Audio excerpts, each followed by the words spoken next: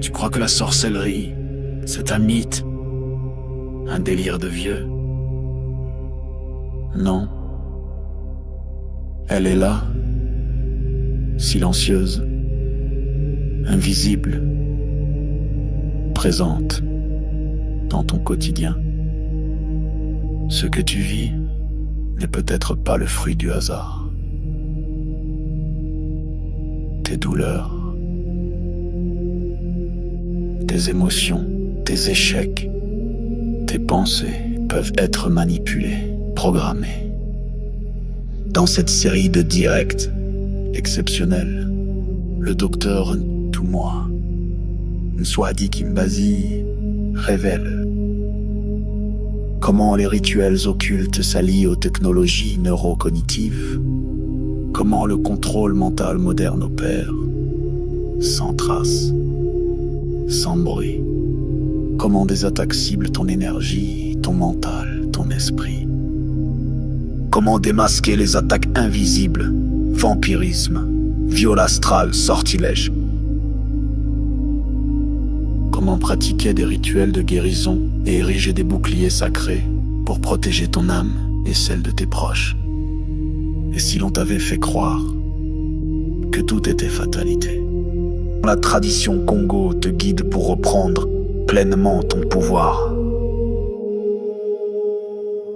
Malonghi, votre nouvelle émission Éveil, tous les jours à 13h, heure de Paris, en direct sur YouTube Tradition Congo et YouTube Fédération Kimuntu.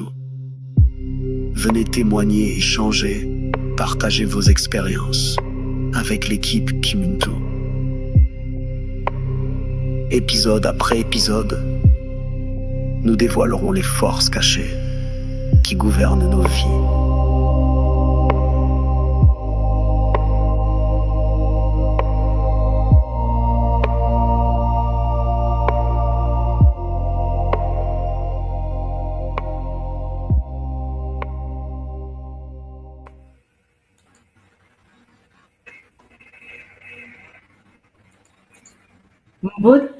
Mbote les Olapangui.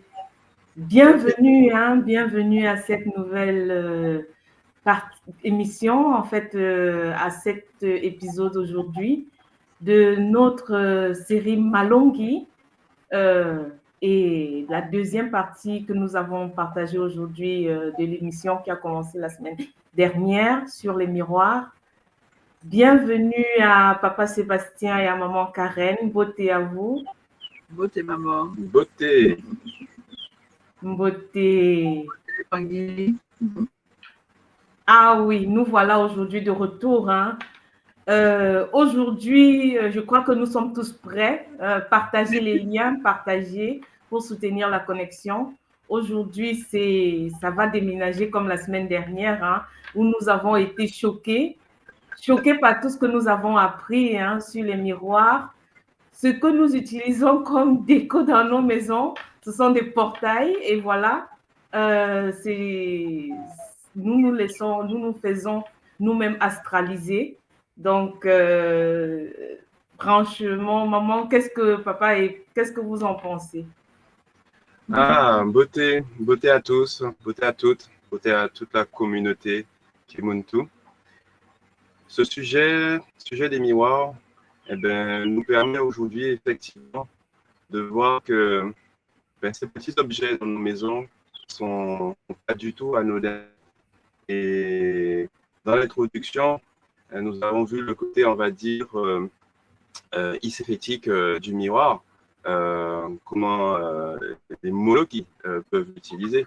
Mais j'ai hâte de voir, d'apprendre comment les miroirs peuvent être utilisés de manière mathématique et surtout comment ils peuvent nous être utiles pour nous et pour aider la communauté.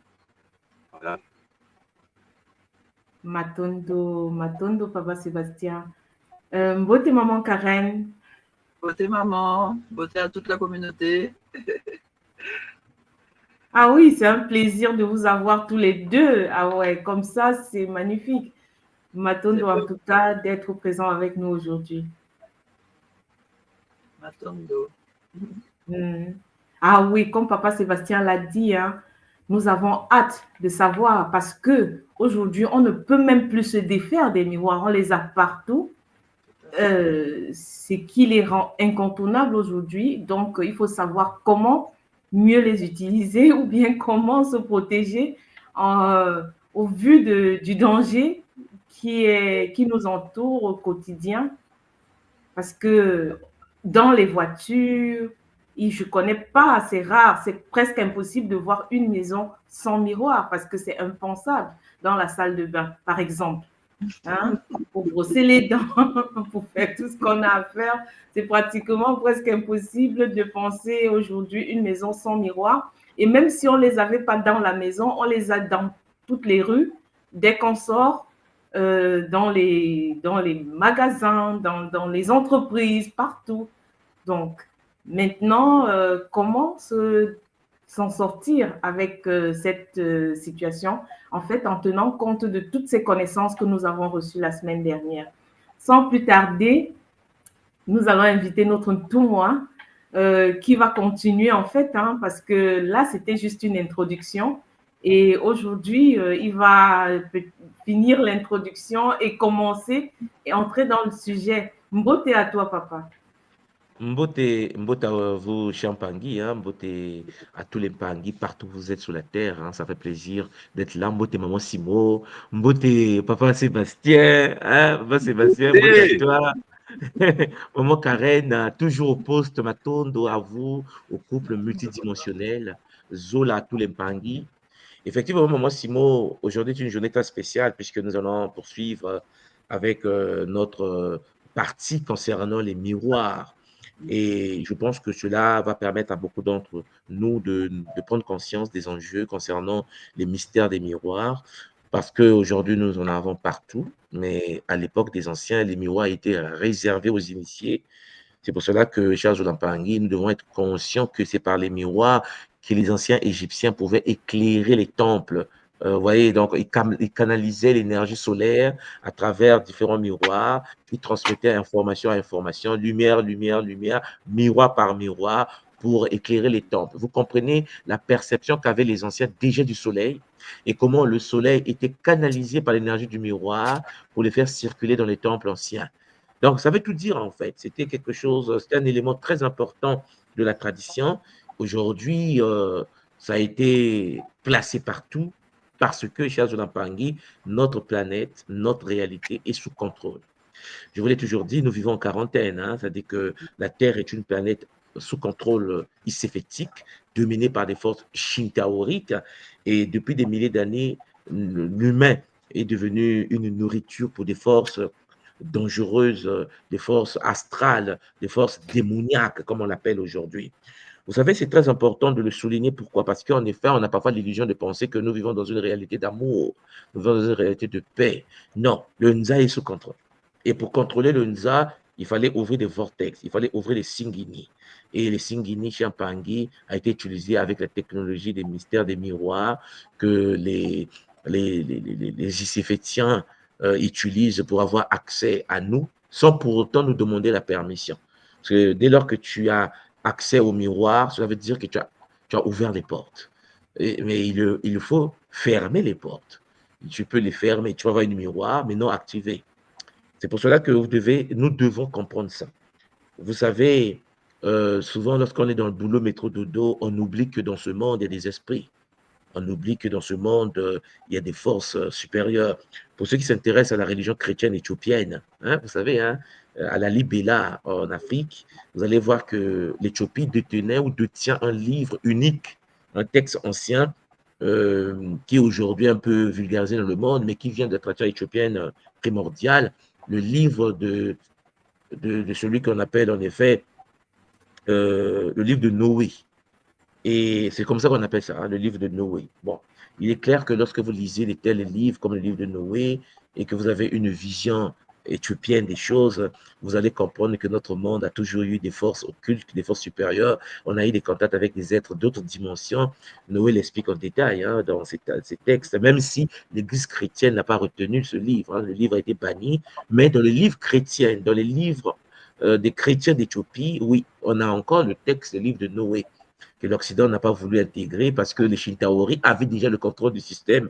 Ils ne peuvent pas accepter d'être dévoilés devant la face de l'humanité, alors que sur le continent africain, le christianisme orthodoxe éthiopienne, par exemple, détient certains documents comme le fameux livre de Noé, où l'on parle des forces supérieures. Et ces forces supérieures, chers Olampangui, traversaient le temps à travers les miroirs.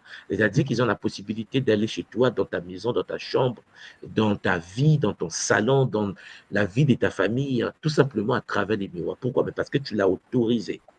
Pour toi, le miroir, c'est un instrument de beauté, c'est un instrument pour se mirer. Pour les énergies, c'est un vortex, c'est un cycléné, c'est une porte stellaire, une porte qui permet aux forces de l'astral d'y accéder. Pas seulement les forces de l'astral. Et il peut aussi y avoir des forces d'amour qui peuvent passer par là. Mais chers Olampangui, en gros, puisque tout le monde n'est pas initié et que les gens ne détiennent pas le secret pour gérer les miroirs, alors on se fait envoûter, on se fait shintaoriser, on se fait briser. Et comme nous l'avons vu la fois dernière, pour changer la mentalité d'un noir à l'époque d'esclavage, il fallait que le noir soit reprogrammé. Or, la technologie des miroirs permet la reprogrammation, la déconnexion de l'être humain à son double et la reconnexion au double astral, au double stéphétique, au double contrôlé par les Shintaori. De l'aveu même de Credo-Mutwa, notre grand chaman qui nous a livré ses enseignements, paix à son âme, le miroir, chers Olampangui, était un outil d'initiation. Nous l'avons vu aussi dans cette introduction. Donc, Ngassimo, maman Karen, papa Sébastien, nous allons en effet poursuivre. Donc, je vais partager mon PDF multidimensionnel et nous allons nous revoir juste après cette présentation avec bonheur. Matondo Mamengi, Zola, Kiese, Namayaki. Alors, chers Olampangui, Mbote à vous tous, hein? Mbote à tous les Mpangui, Zola à vous tous. Nous sommes dans les miroirs et les sauts dans la spiritualité et la magie. Je dis la magie, comme vous le comprenez, la manipulation des forces de la nature par les mages. Donc, nous allons rentrer dans l'exploration des outils sacrés de protection et d'attaque. Vous serez étonné de constater que le miroir peut être utilisé pour vous attaquer et le miroir peut être utilisé pour vous protéger. C'est pour cela qu'à l'école Kimuntu, je vous parle souvent des boucliers miroirs qui permettent le retour à l'envoyeur. C'est-à-dire qu'en Afrique, chez nous, lorsque tu es attaqué par des forces, tu as la possibilité de multiplier l'attaque. Si quelqu'un parle mal de toi, par exemple, par le bouclier miroir, tu as la possibilité de renvoyer ces phrases toxiques, cette médisance, mais sous forme amplifiée. Et la personne reçoit cela comme un coup de poing multidimensionnel, c'est chaud. Et donc, c'est des choses que les anciens les savaient parce qu'ils luttaient contre les forces occultes à travers l'histoire, avec un focus, bien sûr, sur l'Afrique. Je vais me focaliser sur l'Égypte des pharaons avec bonheur. Alors, le programme est énorme. Le programme est énorme, chers Olampangui. J'aimerais en effet que nous puissions avancer avec bonheur. Donc, les miroirs, ouais, les miroirs, les sceaux miroirs occupent en fait une place fondamentale dans la spiritualité et les arts magiques, dans tout ce qui est spirituel, dans tout ce qui est occulte, à travers les civilisations anciennes. Toutes les grandes civilisations ont utilisé les miroirs comme étant, j'ai parlé des outils de magie, des outils de sorcellerie, des outils de spiritualité, de religion.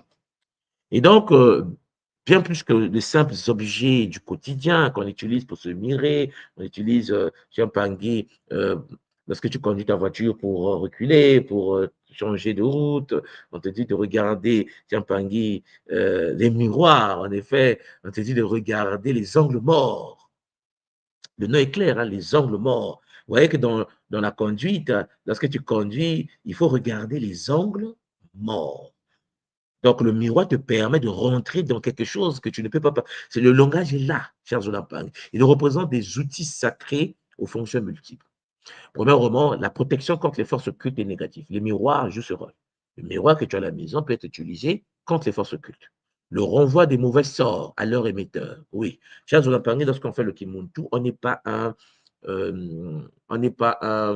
être faible. Non, non, non. Avoir le Zola veut dire, chers Olampangi, avoir la connaissance pour se protéger contre les attaques de l'astral, contre les personnes qui veulent ta peau, contre les gens qui parlent mal de toi, la médisance, ceux qui t'attaquent par le pouvoir de la pensée. Oui, tu peux utiliser les miroirs pour te protéger et puis renvoyer les sorts jetés contre toi pour que la personne ne puisse plus répéter. Oui, chers Olampangi. La divination peut se faire à travers le miroir. Nous avons vu la fois dernière la communication avec l'invisible. Donc, le miroir est un portail vers d'autres dimensions. On peut traverser des réalités, chers Olampangi, à travers les miroirs, comme nous le faisons dans l'initiation du Bwiti, pour ceux qui connaissent un peu la tradition Congo. Et je précise en passant que nous avons 4 grandes écoles, ça je le répète, il faut que ça puisse commencer à rentrer dans notre conscience. Il y a 4 grandes écoles initiatiques au Congo. Il y a l'école de Kimpasi, il y a l'école de Lemba, il y a l'école de Kikiba, et l'école du Bwiti, ce qu'on appelle le Mbwete Congo. Les 4 grandes écoles qui ont géré en effet l'univers Congo. Et à travers ces écoles, on a le Mbwelo, qui était une école singulière, familiale, et ainsi de suite. Donc, vous voyez que ces écoles initiatiques comme le Bwiti ou le Mbwete avaient la possibilité, et ou à la possibilité, puisque cette école existe toujours au Congo-Brazzaville, vers le Grand Niari, jusqu'au Gabon, nous avons encore cette sagesse ancestrale des anciens, et nous utilisons les mystères des miroirs, chers Olampangi, ou de l'eau. Voilà, tout ce qui réfléchit notre image pour nous ouvrir des portes vers des dimensions supérieures. Alors, je vais vous parler aussi de l'importance historique des miroirs en Afrique et puis la manifestation des forces astrales à travers les miroirs. Les miroirs, Olampangi, réservés aux initiés, est devenu aujourd'hui outil de tout le monde, des non-initiés. Ils ont fait de sorte qu'aujourd'hui, à travers l'écran de nos téléphones portables, que nous puissions, chers Olampangi, perdre notre connexion au divin. Je pense que vous avez constaté que lorsqu'un enfant est connecté sur un téléphone portable, ou bien même un adulte, hein, et qu'il scrolle, et qu'il scrolle, et qu'il scrolle, à un moment donné, la personne est déconnectée de la réalité d'ici, la personne perd de la mémoire, la personne est focus. Et quand tu retires le téléphone à l'enfant rentre dans une crise. Les parents pensent que c'est le programme du téléphone ou le jeu que les enfants jouent. La tradition Congo va plus loin parce qu'un jeu, Champagny, derrière, il y a des forces. La tradition Congo nous enseigne que derrière chaque chose, il y a des forces.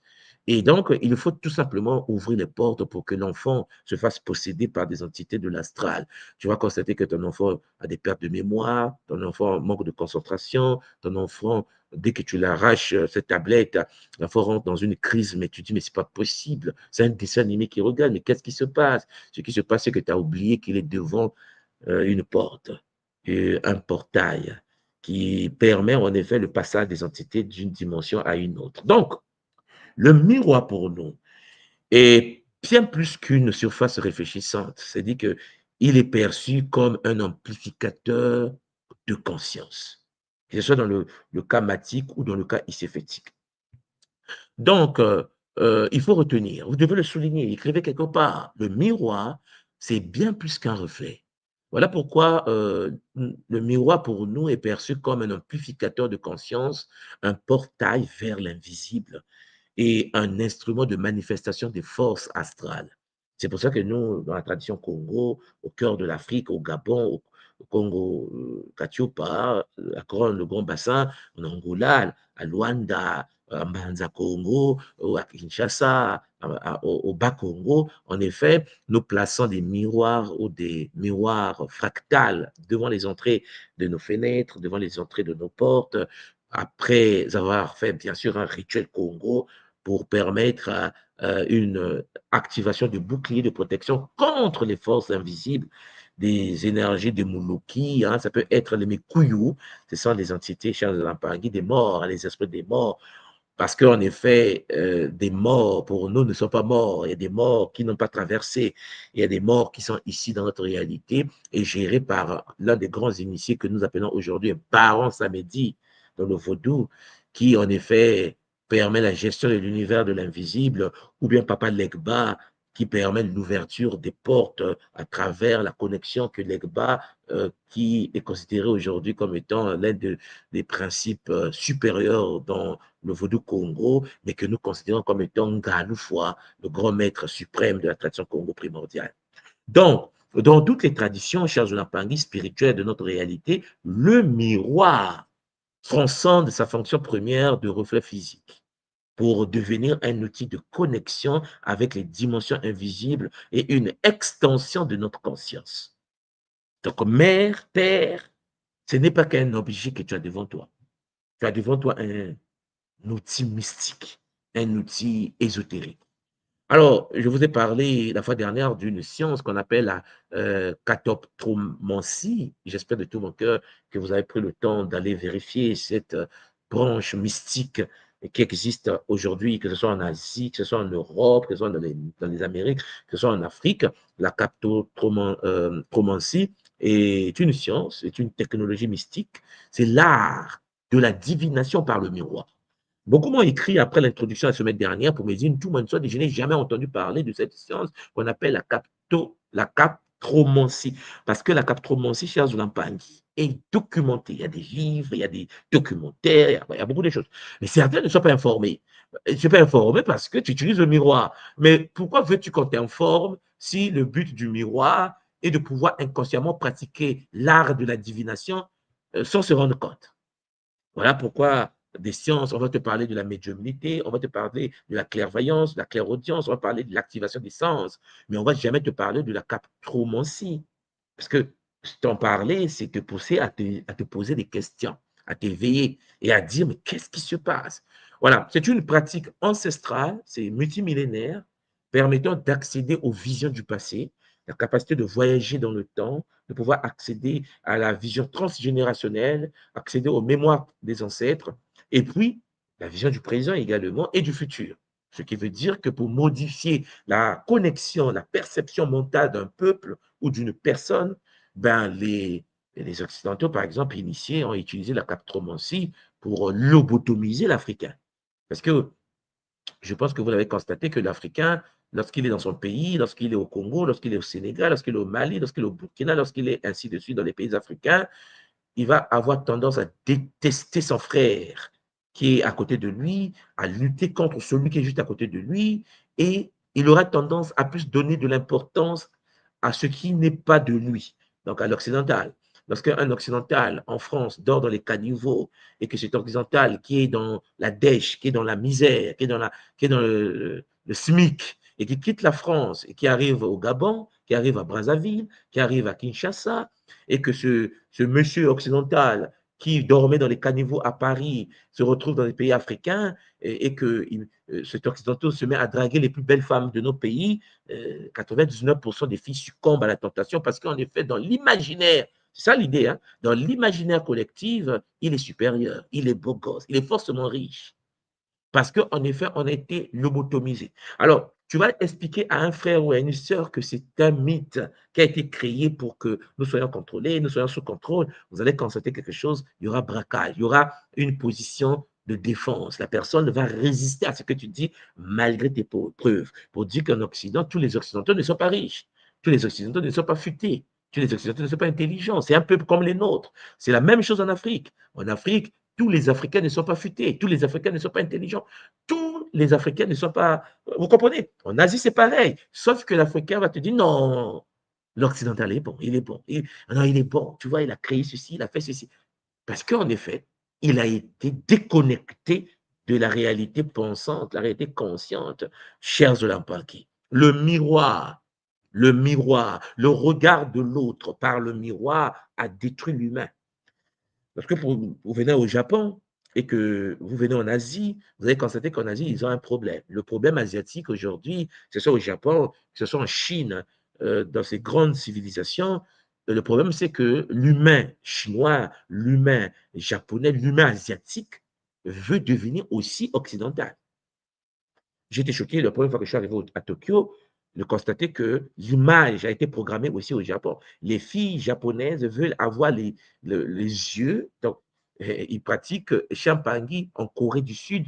Plus de 60% de la population coréenne, Champangui, a déjà subi une chirurgie esthétique.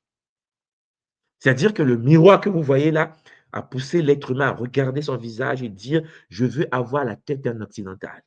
Je vais avoir les yeux d'un occidental. Donc, que font les femmes en Corée, à Séoul? Ben, les femmes et les hommes, ils se charcutent. De la même manière, chers Zoulampangui, l'Africaine ou l'Africain en Afrique se défrise des cheveux pour avoir les cheveux de l'occidental et se dépigmente la peau pour avoir une peau claire comme le maître. Vous suivez? Et pourquoi ils n'arrêtent pas? Parce que, chers Zoulampangui, nous avons été programmés par des forces du reflet.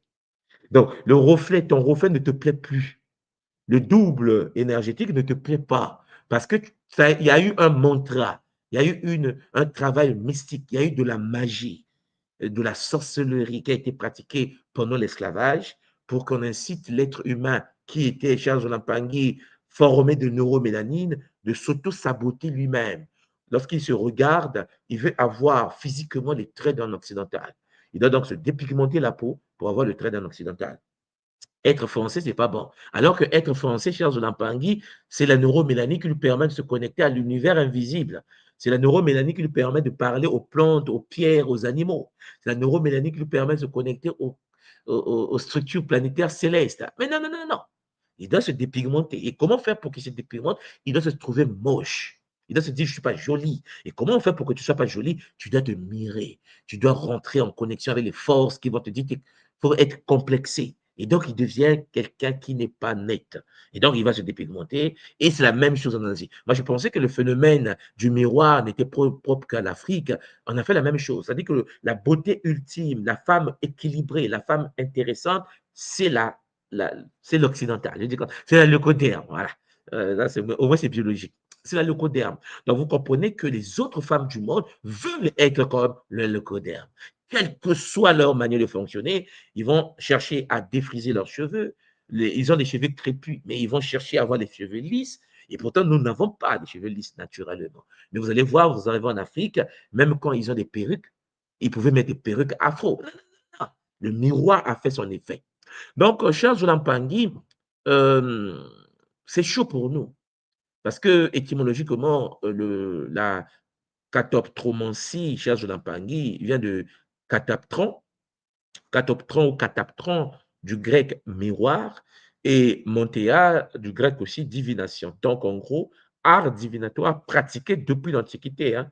Donc, vous comprenez que les premières formes de présage étaient en Mésopotamie, en Égypte des pharaons, développement important en Chaldée.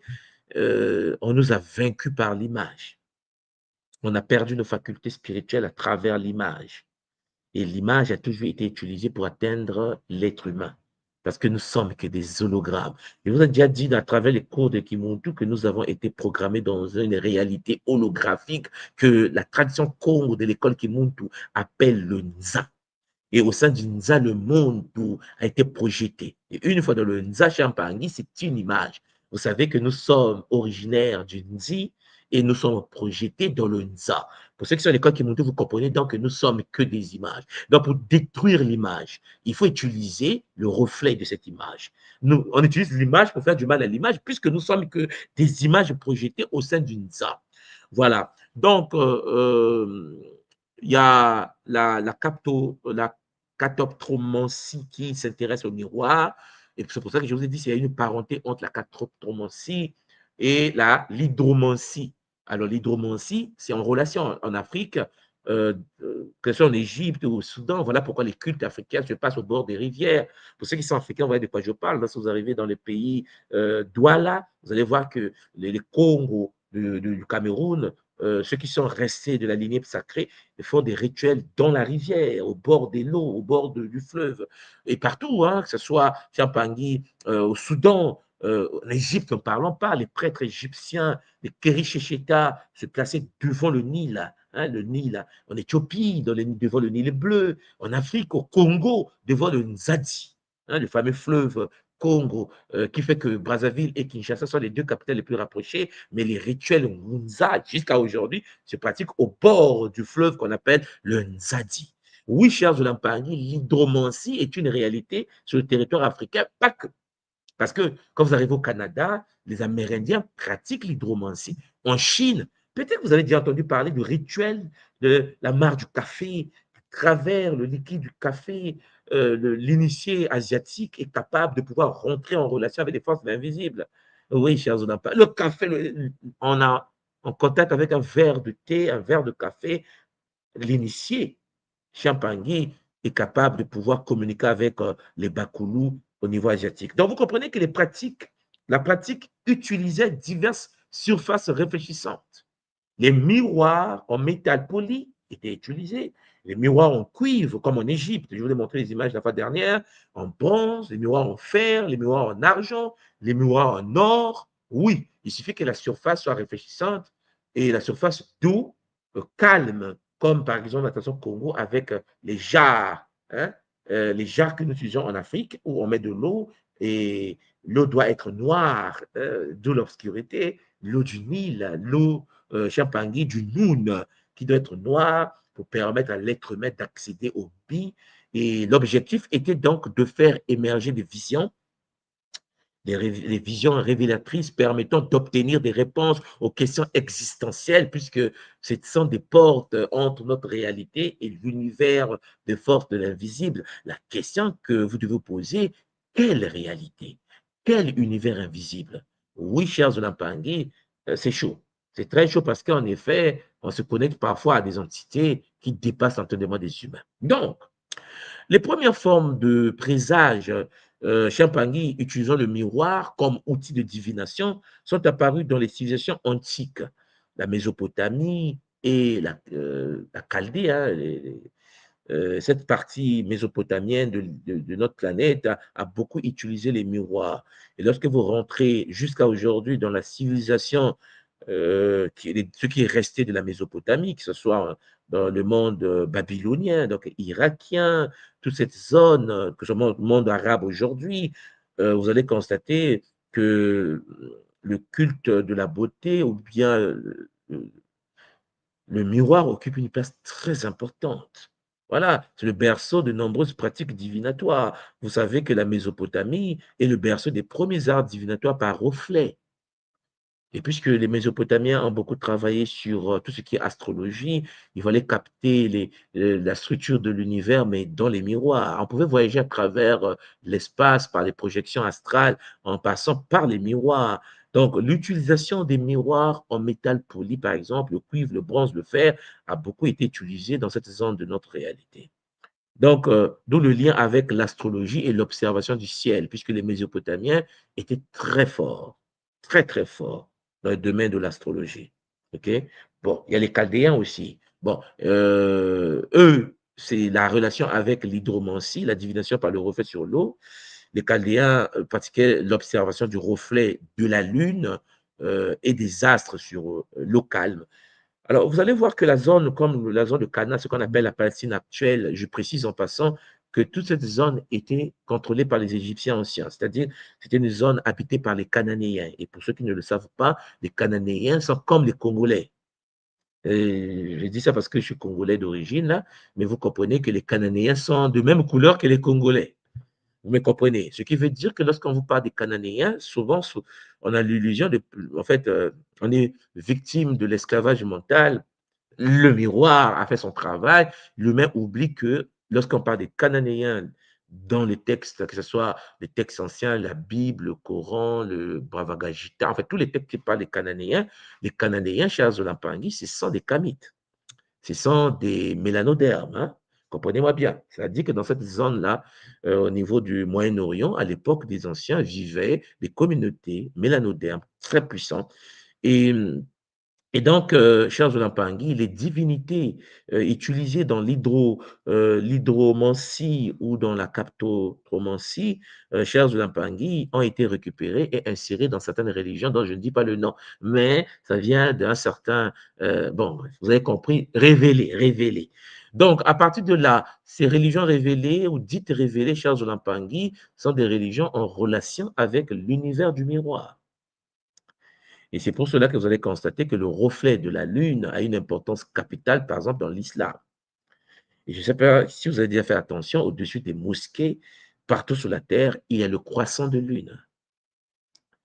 Et pour ceux qui connaissent un peu comment était la Mésopotamie, en fait, comment était l'univers cananéen à l'époque des anciens, chers Zolampangui, le culte des astres était utilisé à travers les mystères des miroirs. Donc, Mpangui, la captromancie, s'est développé parallèlement aux autres arts divinatoires dans ces civilisations anciennes, établissant donc les fondements des pratiques qui se répandront ensuite à travers les cultures du monde, puisque l'homme se déplace, l'homme migre, l'homme voyage en relation avec l'Égypte des pharaons. Ben, écoutez, l'Afrique a eu le contact avec cette technologie, et cette technologie s'est répandue un peu partout dans le monde asiatique, le monde européen, et ainsi de suite. Mais c'est très important de savoir que l'Égypte des anciens, que ce soit les Chaldéens ou les Mésopotamiens, les Sumériens, tous ces êtres, en effet, avaient accédé à une science qui leur permettait d'entrer en relation avec les miroirs. Je précise en passant que les miroirs en question étaient utilisés, chers Zolampangui, dans le but de capter ou de canaliser ce qu'on appelle les djinns. Mais ça, c'est un sujet sensible que je n'aimerais pas aborder aujourd'hui, chers Zolampangui. Donc, les djinns sont des entités invisibles, hein, des entités qui, en effet, vivent souvent dans des éléments, que ce soit les djinns de l'eau, les djinns du désert. Que, pour ceux qui sont dans le monde de l'Afrique de l'Ouest, vous voyez de quoi je parle, hein, les djinns, les esprits. Et ces esprits sont des êtres qui ont des familles. Souvent, les gens ne se rendent pas compte de ça. Les djinns ont des enfants. Et les dîne à sa femme, en fait. Ah oui, oui. Et donc, les anciens utilisaient les technologies des miroirs pour les canaliser, pour les gérer, pour les évacuer des milieux humains. Puisque chez Paris, certaines entités n'ont pas la possibilité de voir, ou n'ont pas d'ombre, ou n'ont pas la capacité de se mirer, ou d'accéder chez Paris en relation, si et seulement si la technologie des miroirs est utilisée, en relation avec l'humain. Alors, à côté de la captotromancie, la catoptromancie, nous avons l'hydromancie dont je vous ai parlé, que nous avons utilisé en profondeur, surtout en Afrique. Okay? La captromancie est historiquement, bien sûr, parentée à l'hydromancie, l'art d'établir des prédictions grâce aux reflets de la surface de l'eau. Donc, avant donc l'invention des miroirs modernes, avant que l'homme maîtrise la capacité de chauffer le sable, pour transmuter le sable en verre.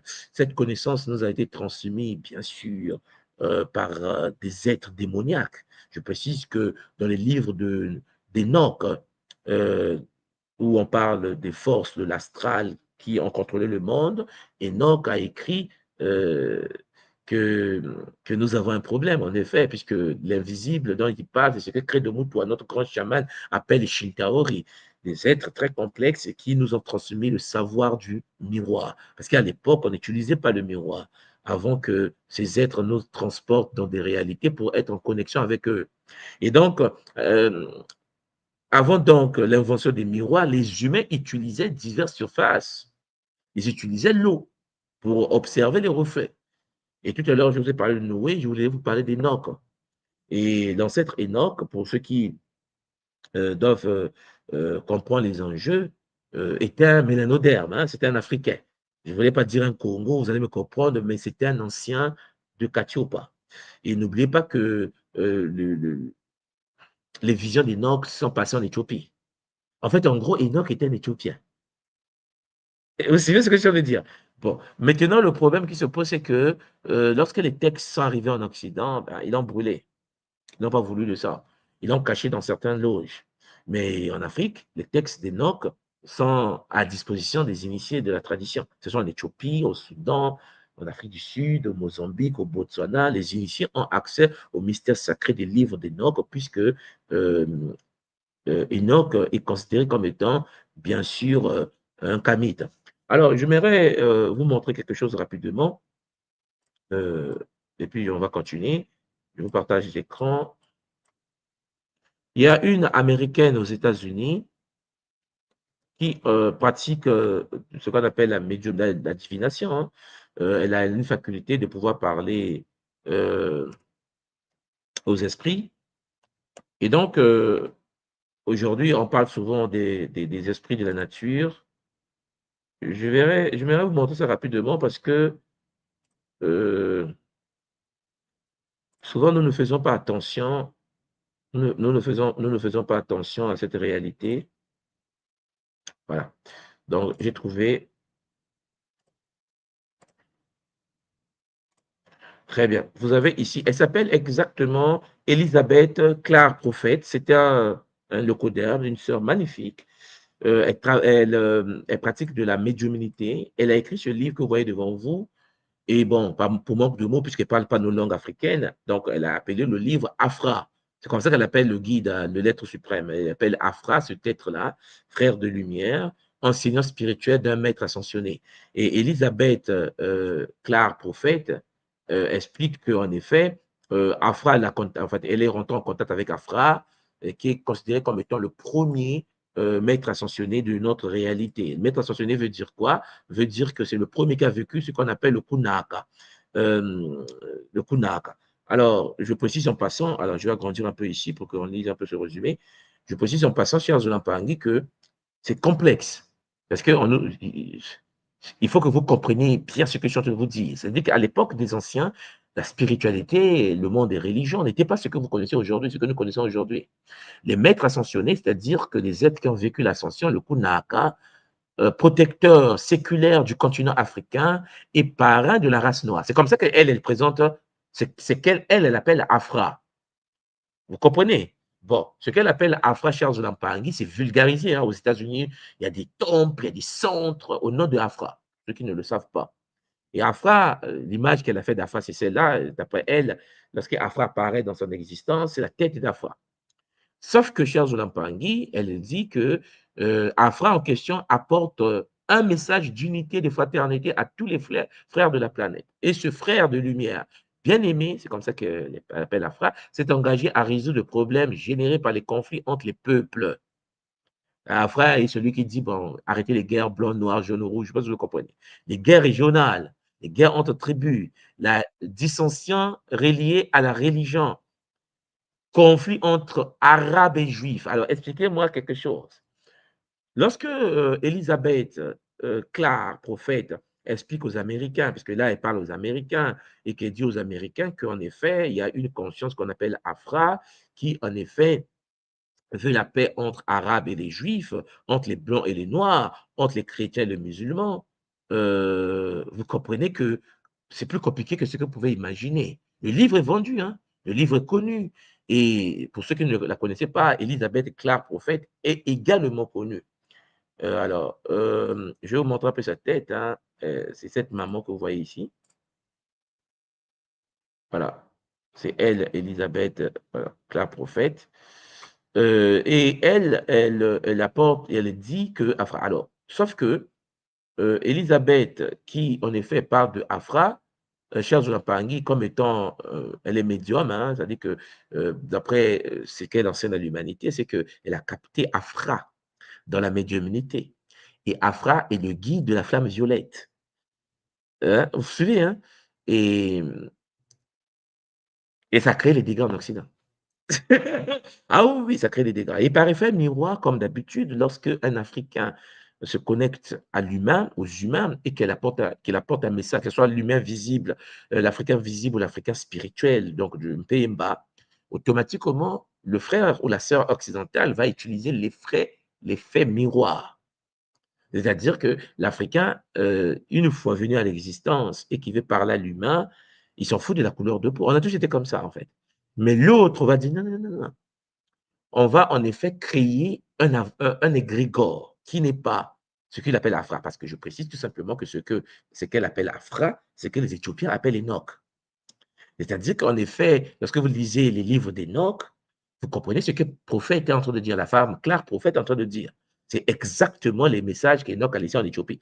Et le livre d'Enoch existe toujours en Éthiopie. C'est-à-dire que le messager, le premier messager qui est en contact avec, qui a expliqué l'univers des sept cieux, l'univers multidimensionnel, le Kunaka Congo, le sein du Mpemba, connu en Afrique, qu'on appelle aujourd'hui Enoch. Je ne vais pas donner son nom initiatique ici, ça ne sert à rien, on est en ligne là. C'était des problèmes avec les forces de l'astral qui sont shintaorisées et de vous protéger également. On va l'appeler Enoch, puisque c'est comme ça qu'on l'appelle aujourd'hui. Il se présente comme Afra, chez le prophète. Et vous voyez qu'en effet, pendant qu'on vous dit qu'on nous déteste, pendant qu'on vous dit que nous sommes méchants, pendant que les forces de l'astral utilisent Charles Lampangi, donc le miroir pour inverser cela. Et donc, Afra, pour dire Africa, vous comprenez?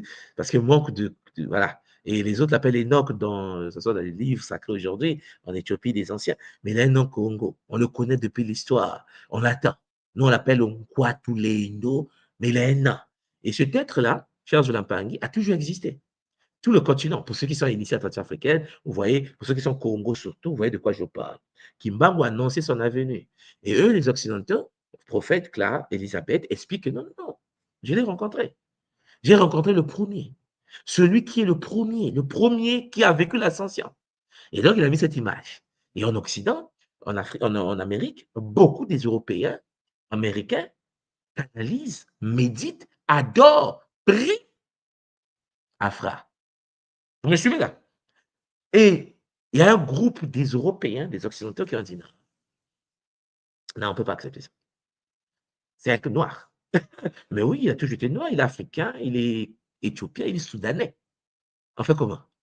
Elle a dit non, on va changer ça parce que c'est pas possible. C'est pas possible. Pourquoi c'est pas possible? Parce que ça peut pas passer. On veut qu'il soit comme nous. Ah, mais il est né là-bas. On le connaît à sa première identité cosmique, on connaît. On connaît comment était Nkwatulendo. On dit non, on ne veut pas le Nkwatulendo là. On veut le nôtre. Et donc, ils ont, comme d'habitude, créé un nouveau égrégore. Et je vais vous montrer ce qu'ils ont fait. Donnez-moi 2 secondes.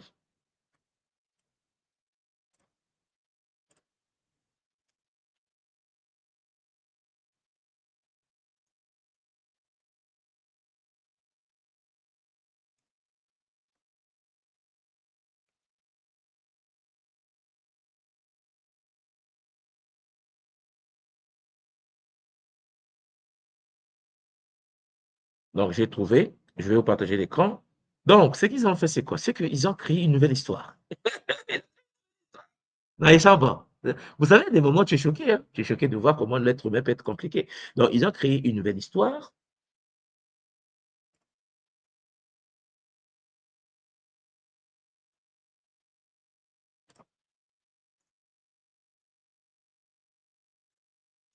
Voilà. Donc, ils ont créé une nouvelle histoire. Suivez-moi bien, parce que le monde horreur du vide, il est là. Et ils l'ont appelé Saint-Germain. Ils ont appelé Saint-Germain. Ils ont dit non, non, non. Non, non, on ne veut pas de noirs. On ne veut pas des noirs. Nous, on est racistes. On est suprémacistes. On va l'appeler Saint-Germain. Et il est qui? Ben, il est celui qui est Afra, là, le fameux Afra. Non. Mais nous, on va l'appeler Saint-Germain maintenant. Donc, il y a un combat aujourd'hui entre la pensée, toujours en Occident, de Afra que vous voyez ici, là, que Elisabeth dit non, mais il est kamite, je l'ai vu, je le canalise, je parle avec lui. Et un courant occidental qui dit non, non, il ne peut pas être noir, il ne peut pas, c'est pas possible. Il peut être très blanc. Alors, qu'est-ce qui se passe ici? C'est ce que je suis en train de vouloir vous expliquer. L'effet du miroir fait que à chaque fois qu'un Africain, un mélanoderme vient à l'existence pour donner à l'humanité une sagesse transgénérationnelle, une sagesse multimillénaire, la technologie du miroir fait que l'être humain occidental va créer de toutes pièces une autre conscience, une entité qu'on appelle l'égrégore. Ils vont le blanchir. Je pense que vous voyez comment il est devenu. On va le blanchir. Pendant que Afra, je ne sais pas si vous constatez, tout le livre d'Elisabeth est violet. L'habit d'Afra est violet. C'est le maître de la flamme violette. Vous me suivez, hein? Au même moment, on va dire non, non, non, non, non, on ne peut pas accepter ça. Donc, Saint-Germain va être la copie de Afra, mais lui, on va le mettre occidental avec, et les deux sont en opposition, l'effet miroir inversé. C'est-à-dire, on va utiliser la capacité de pouvoir créer un égrégore par les mystères des miroirs avec, bien sûr, la cataptromancie pour télécharger une conscience qui doit venir à l'existence, que les Occidentaux doivent canaliser, qui doivent vivre avec, alors que cette entité est un simple égrégore qui va grandir dans le temps. C'est la même chose qu'ils ont fait avec l'Afrique. Je précise en passant que lorsque vous arrivez en Afrique, vous avez par exemple Thèbes. Vous avez Thèbes. Bon, je précise que Thèbes, vous voyez là, dès que j'ai tapé Thèbes ici, je suis en Grèce. Je suis en Grèce, et ça, c'est ce que vous voyez ici, là, Charles de Lampangui, c'est Thèbes en Grèce. trouvez ça, voilà. Voilà. Thèbes en Grèce, ici, là. Donc, je précise en passant que les Grecs qui sont venus étudier chez nous, ben, ils sont venus apprendre. Ils ont dit, les Africains ont Thèbes. Ici, Thèbes, en ancien grec, Thébès, en pluriel, grec moderne, est une ville grecque de Boétie, siège de Dème de Thébène. Elle fut dans l'Antiquité l'une des principales cités de la Grèce avec Athènes et Sparte. Et est liée à des très nombreux mythes antiques. Elle est surnommée la ville aux 7 portes. Vous suivez, hein, nous ne sommes pas en Afrique. Voilà, Thèbes. Donc, ici, vous allez voir que, voilà, là, vous arrivez, voilà, là, la carte de la Grèce, Thèbes est juste là. Et la cité, ouais, il y a une histoire racontée sur Thèbes. Il y a même des ruines qui sont restées au niveau de Thèbes. Bon, alors pourquoi je vous parle de Thèbes? Parce qu'en effet, ils l'ont toujours fait. Ils vont vous créer ce qu'on appelle une autre civilisation, mais miroir. La technologie du miroir consiste à voler, à activer des portes, à copier, à faire un transfert informationnel d'une civilisation à une nouvelle civilisation. Parce que vous me comprenez. Donc, à partir de là, regardez, selon la légende, Zeus tomba un jour amoureux d'Europe. Vous suivez? Fille du roi phénicien. Et pour ceux qui connaissent comment étaient les Phéniciens, donc Agénor. Donc le Agénor que vous voyez ici, dans la mythologie grecque, Agénor était un roi phénicien de Tyr. Il est le fils de Poséidon et de Libye. Vous suivez? Et ce qui fait de lui le frère de Bélos et de Lessex. Et lui là, Agénor, et pour ceux qui connaissent la Libye, chers Zolampangui, Couche, Cana, Mistraïm, Pout. Libye ici, c'est le fameux Pout, donc les descendants de Cham, de Cam. C'était ce qu'ils ont fait. Hein. Donc, Zeus va tomber amoureux de qui? D'Europe. Oh, Europe est la fille du roi. Europe est la fille du roi de Pout. Suivez. Donc, reine de je ne sais pas quoi, de Téléphassa, pour éviter la jalousie de son épouse Héra, Zeus prit l'apparence d'un taureau blanc, puis enleva Europe et l'emmena jusqu'en Crète et ainsi de suite. Ça, c'est, vous suivez, on vous parle de l'histoire mythologique, parce que là, c'est la mythologie que nous avons tous étudiée à l'école grecque.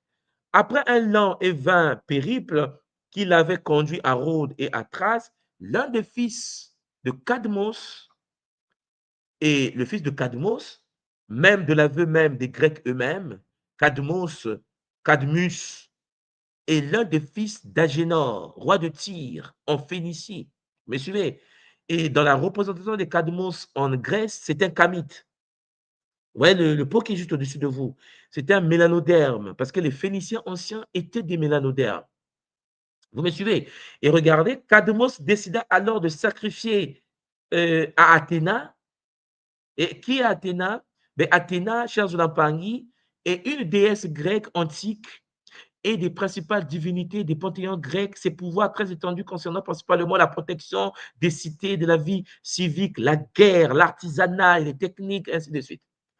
Tout ce que je suis en train de vous lire là, il y a un monsieur aux États-Unis, un Américain, qui se réveille le matin et qui, en effet, se dit non, on arrête avec l'arnaque, on arrête avec le vol, on arrête ça. Il a écrit un livre qu'on appelle Black Athena. Parce qu'en effet, pour ceux qui regardent les films grecs, par exemple, peut-être que vous n'êtes pas informé que Athéna, quand vous représente, vous voyez même ici, lorsque, au niveau de Thèbes, lorsque je vous mets Athéna, on vous met une femme occidentale. Et il s'avère que Athéna, chers Zolampangui, quand vous rentrez dans les recherches, pour ceux qui ont eu le temps ou auront le temps de lire ce livre que je viens de vous montrer ici, Black Athena, je vous conseillerais de le lire, les racines afro-asiatiques de la civilisation classique. C'est-à-dire que Martin Bernal, qui a eu des menaces de mort, c'est un occidental hein, américain, qui a eu des menaces de mort, ben, lui, il est mal barré, on veut sa tête. Il a écrit ce livre pour dire que toutes les divinités grecques viennent d'Afrique. C'est ce que je suis en train de vous dire. C'est-à-dire que ce que vous avez étudié à l'école, tout le panthéon grec, ce sont des nétérous africains. En fait, ils ont pioché, ils ont volé, ils ont, vous me comprenez, dans ce que nous appelons en Afrique les orishas. Alors, lorsque vous arrivez sur le continent africain, vous avez une tradition qu'on appelle la tradition Yoruba, au cœur du continent, qui est rentrée jusque dans le niveau du vaudou, et ainsi de suite. C'est la tradition Congo par excellence, hein. Nous avons une lignée de guides que nous appelons, dans la tradition africaine, les orishas. Donc, vous avez les orishas, les guides de l'eau, des guides vous avez Shango, vous avez tous ces êtres-là qu'on appelle les orishas dans la tradition africaine. Et qu'est-ce qu'ils ont fait, les Occidentaux? Ils les ont copiés et ils ont créé des divinités grecques. C'est-à-dire qu'en effet, ils ont créé des égrégores, ils ont créé des histoires se fondant bien sûr sur l'histoire de l'Afrique. Vous me suivez? L'histoire des consciences africaines. Là, je suis surtout parler des orishas. Je suis surtout de vous dire que Martin Bernard, cet être, c'est l'occidental, hein, l'américain, explique comment Athéna est passée de ça. Vous voyez, le pot d'Athéna en Grèce, c'était comme ça, à Athéna que nous avons aujourd'hui comme ça.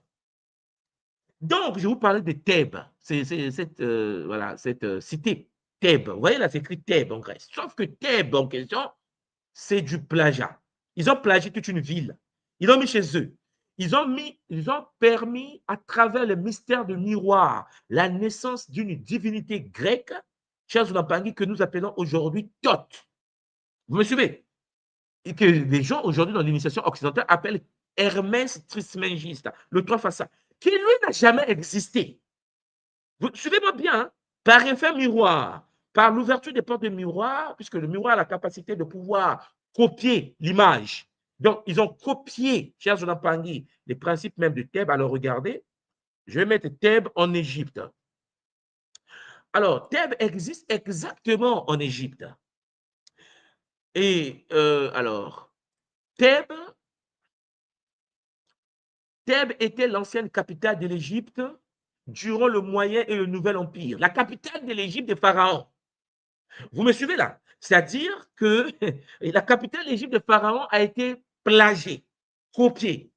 On te parle de Zeus, on te parle de toutes ces divinités comme Athéna et tout qui viennent de la ville de Thèbes en Grèce. Thèbes, c'est un plagiat.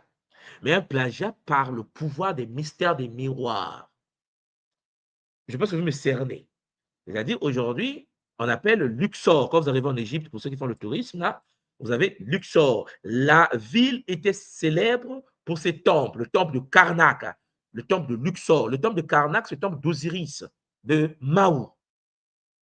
Donc, Thèbes, connu en égyptien ancien sous le nom de Wasset, le sceptre, était une ville de la Haute-Égypte sur les rives du Nil. Elle est aujourd'hui principalement identifiée à la ville moderne de Luxor qui se situe sur le même site. La ville a été la capitale de l'Égypte pendant les deux périodes importantes, le Moyen Empire et le Nouvel Empire. Donc, 2000 ans avant notre ère, donc il y a 4000 ans, Thèbes était une cité religieuse majeure connue sous le nom de Diospolis. Et regardez, nous sommes en Afrique. Puisque nous avons été chicotés par les Grecs ont appelé donc Thèbes en question par Diospolis, la cité de Zeus. Donc, la cité de Zeus en Afrique, sur le territoire africain, par les Kamites africains, va être plagiée par les mystères des miroirs pour le placer en Grèce. Vous suivez? Et en Grèce, on garde le même nom. Zeus va prendre toujours la place, puisque Diospolis se trouve en Afrique, Diospolis se trouve en Grèce, en référence au culte du dieu Amon. Or, Imana, vous le savez, est une perception mystique de la source par les Africains. Le fameux Imana, le Mani Congo. Donc, chers Zulampangi, lorsque vous comprenez les mystères du plagiat, vous comprenez comment Thoth, je vais mettre ici divinité, voilà, Thoth, comment Thoth, bon, je prends Wikipédia rapidement, voilà, Thoth, regardez, en Grèce, Thoth, en égyptien ancien, Djouti, et dans la mythologie égyptienne, le dieu lunaire de Kéménou. donc Hermopolis, Moyenne Égypte. Il est essentiellement le dieu de l'écriture, le scribe des dieux. Bon, le père des Médounétiens. Quand Thoth devient dieu de la sagesse, la déesse Échat, et ainsi de suite. Je ne vais pas tout lire là, mais ce que je suis en train de vous dire, c'est que Thoth que vous voyez ici, Thoth, ben, c'était un plagiat. C'est grec. Parce que ce que vous devez comprendre, c'est quoi? C'est que en Afrique, il ne s'appelait pas Thoth. On l'appelait Thoth en Grèce. Vous suivez? C'est-à-dire que Hermès, alors, importé dans le monde gréco-romain, vous suivez, hein? Donc le fameux Tutitsetia, Congo. Donc on l'a importé. Vous comprenez qu'on a importé un dieu, quoi. On a importé cela. Donc, les Occidentaux sont venus en Afrique, ils ont étudié chez nous. Il y a Djibouti, donc celui qu'on appelle Tutitsetia en Congo. Ils ont importé cela. Ils ont dit, nous aussi, on veut. Ben, vous voulez quoi? Ça veut dire quoi? Donc, ils vont plagier ça. Il sera assimilé à Hermès, c'est-à-dire à Mercure, plus particulièrement sous le nom de qui? De Hermès Trismégiste. Vous me suivez? Il peut être assimilé dans l'Ancien Testament à Enoch. Et qui est Enoch? Enoch, cher Zoulampangui, c'est celui qui a écrit les livres d'Enoch que l'Église chrétienne a jeté. Parce que, car il ne peut pas mourir, il ne meurt pas, il disparaît avec Dieu. Le livre d'Enoch, vous savez, je vous ai parlé tout à l'heure au début de notre Kaboula. Donc, qu'est-ce que je suis en train de vous dire? Je suis en train de vous dire qu'il y a le Nkwatulendo Congo, c'est comme ça que nous on appelle, qui a été conçu, canalisé par des prêtres Ndenganga de la tradition Congo primordiale depuis la nuit des temps par les grands maîtres du Bouiti, va être plagié par les Occidentaux. Regardez, il est importé dans le monde gréco-romain. Il va devenir Thoth. Thoth représente l'intelligence divine et incarne la parole. C'est le dieu de la lune, ainsi de suite, ainsi de suite. Mais il fit naître ces dieux paraître et émettre des sons, ainsi de suite. Bon, dans la représentation de la psychostasie, c'est Thoth qui note les résultats de la paix du cœur, ainsi de suite. Donc, Plutarque, qui est un savant grec, explique comment il se fabriqua sa lyre à partir des nerfs de Typhon. Ils vont créer donc un mythe. De plus, leur mythologue raconte qu'Hermès, après avoir ôté à Typhon ses nerfs, le fit des corps de la lyre, ainsi de suite. Platon raconte que le mythe, l'invention de l'écriture par le dieu égyptien Thoth, donc Teuf, donc Djibouti, et il se mit en scène le roi de Tammuz qui met en garde Thoth, ainsi de suite. Car ils vont créer toute une histoire sur Thoth en parlant de l'Égypte et de la Grèce. De l'Égypte et de la Grèce. Ils l'ont importé. C'est un syncrétisme. Vous me suivez là? Ils l'ont importé. Alors, qu'est-ce que cela veut dire? Cela veut dire aujourd'hui, par rapport à ce que je suis en train de vous expliquer, c'est que, cher Zoulampangui, Hermès Trismégiste, le Kybalion, soi-disant écrit par Thoth, vous me suivez là? Thoth a été importé parce que dans le temple ancien africain de Tutidjatia, les Occidentaux ne pouvaient pas y avoir accès. Tout simplement d'abord, premièrement, parce qu'ils n'étaient pas circonciés. C'était interdit d'y accéder. Beaucoup des Grecs qui sont ici fait circoncier, ils ont accès à certaines technologies de chez nous. Mais il y a beaucoup d'autres choses. Pour rentrer dans l'univers du Imana, il faut que tu vibres à la fréquence de la neuromélanine. C'est notre tradition qui est comme ça. Est-ce que vous suivez? Mais puisque l'autre n'a pas accès, il va copier, il va coller. Et pourquoi ça marche? Parce qu'il a utilisé ce qu'on appelle les vortex des miroirs. C'est pour ça que vous rentrez dans les temples anciens, vous allez voir des miroirs partout.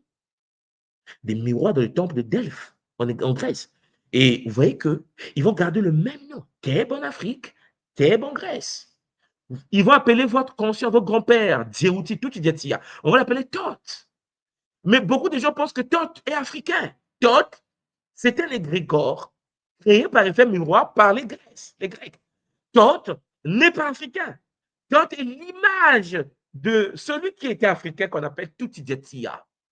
que nous appelons Charles Zolapangui, qui a voyagé à travers le temps et qui est le maître des arts et des sciences sacrées, de la géométrie sacrée, de la tradition Congo primordiale. Donc, si vous me comprenez, vous voyez donc en effet que nous sommes devant quelque chose de très grave. C'est pour cela qu'ils rentrent dans ce qui est inversé. Tout ce qui appartient à l'Africain, l'Occidental inverse. Regardez vous-même, je répète encore, tout ce que l'Africain a de bien en Europe, c'est inversé. Ils ont tout inversé. Ils ont inversé les valeurs. Ils ont inversé les technologies. Ils ont inversé parce qu'ils utilisent la technologie qui inverse, la technologie des miroirs. Vous comprenez? Question, cher Zolampangui. Quel est le symbole totémique de Imana? Écrivez-moi ça en bas. Quel est le symbole totémique de Imana, donc de Amon? Écrivez-moi ça en bas, si vous suivez. Si vous savez, lorsqu'on représente Imana en Afrique, quel est l'animal qu'on utilise pour représenter, en parenthèse, le dieu Amon? On me dit le bélier. Très bien. Question. Quel est l'enfant, comment on appelle l'enfant du bélier? Comment s'appelle l'enfant du bélier? Le bébé du bélier, comment on l'appelle? Mettez-moi ça en bas. Alain Pangui dit bélier, c'est magnifique. Voilà, je mets ça ici, bélier. Et comment on appelle le bébé du bélier? Donc, je précise en passant, alors je vais partager l'écran, je précise en passant que lorsque nous parlons ici du bélier, alors je partage l'écran. Lorsque nous parlons ici bélier,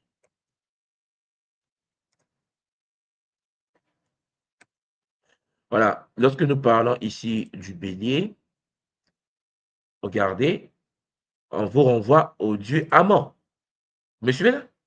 La divinité africaine par excellence, c'est le bélier. Vous suivez, hein?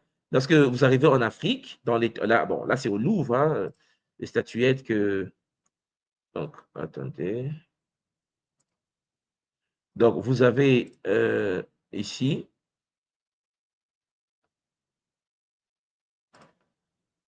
voilà, vous avez ici, regardez, le fameux bélier. Sauf que,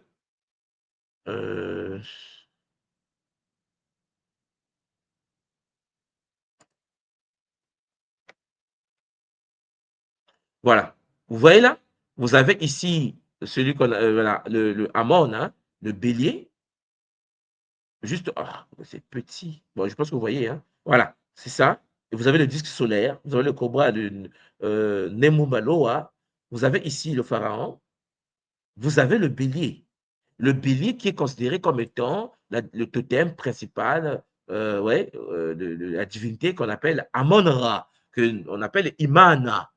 Hein? Imana en Kinyarwanda, Mani, hein? Imani au Kikongo. Je pense que vous voyez de quoi je parle. Donc, sauf que ce bélier-là, cher Zolampangui, que ce soit le bélier, que ce soit l'agneau, hein, l'agneau, il faut le tuer. Il faut le tuer. Vous comprenez? Il faut le tuer. Donc, toute la tradition chrétienne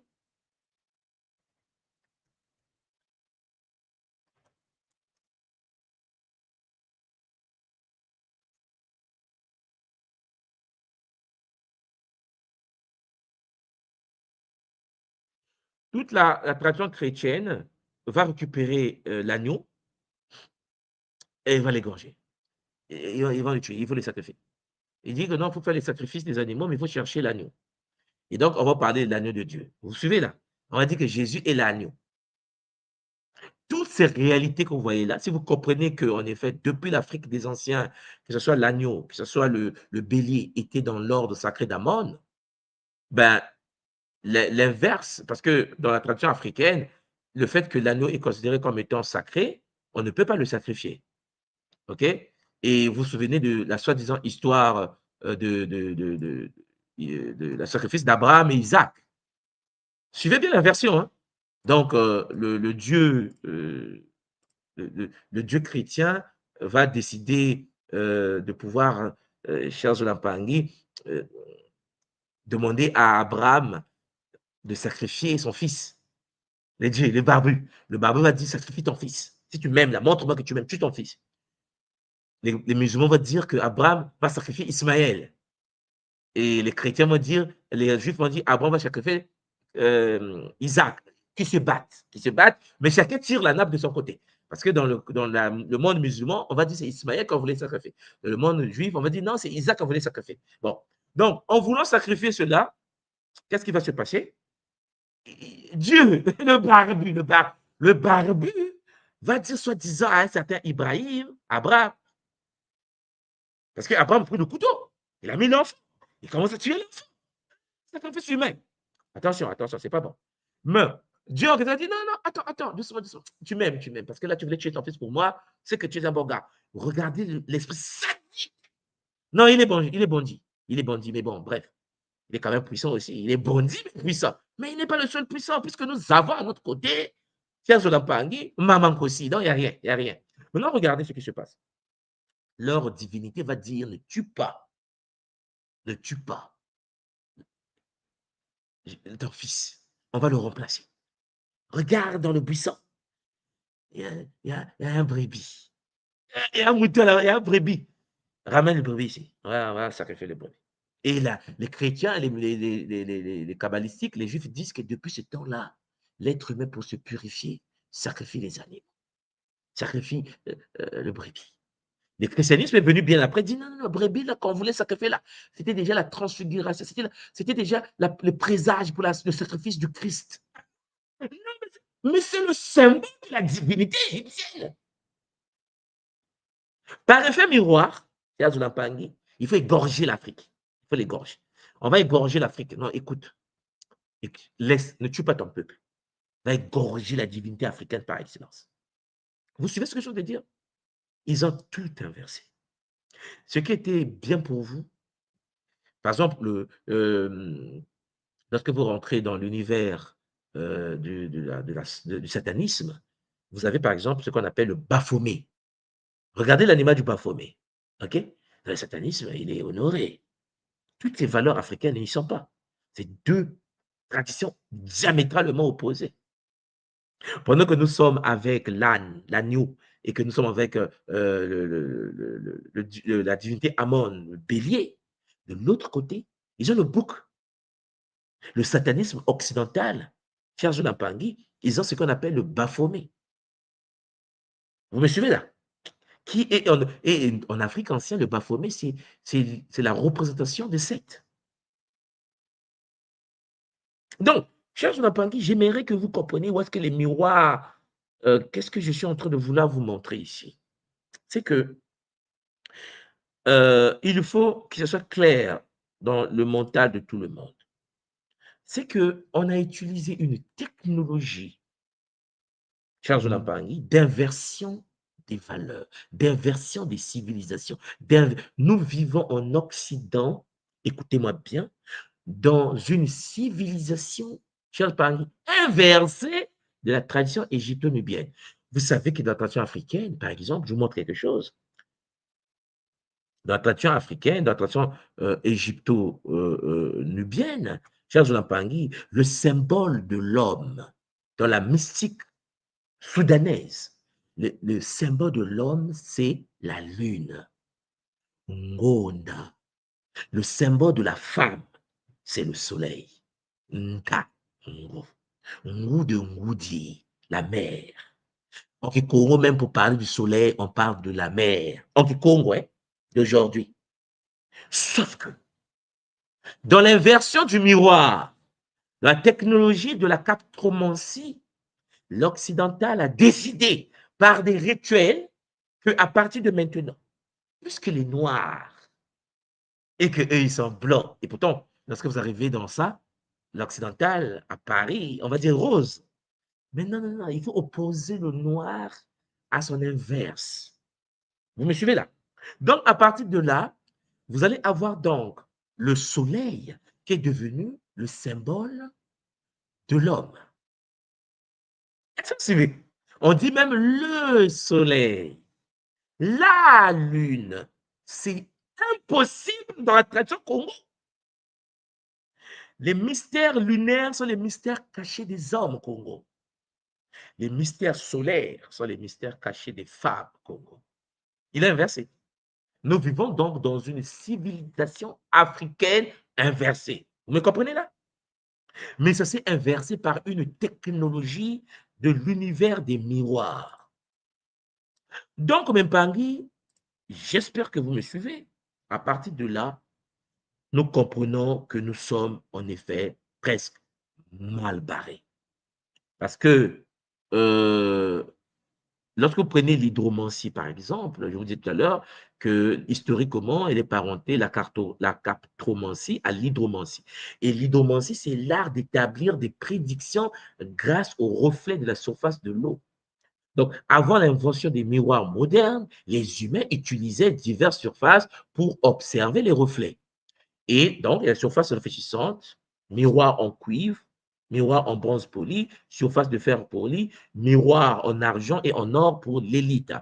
L'eau comme miroir, puisque surface calme de l'eau, premier miroir naturel, reflet de la lune dans l'eau, pour ne pas dire le lune, puisque la lune est de l'univers masculin. Je vous assure, c'est parmi toutes les personnes qui pratiquent, les femmes qui m'écoutent, qui pratiquent les mystères lunaires la nuit, sont en effet victimes d'une certaine forme d'envoûtement astral. Voilà pourquoi, chers Olampangais, on est étonné que l'homme qui s'incarne devient une femme et la femme qui s'incarne devient un homme.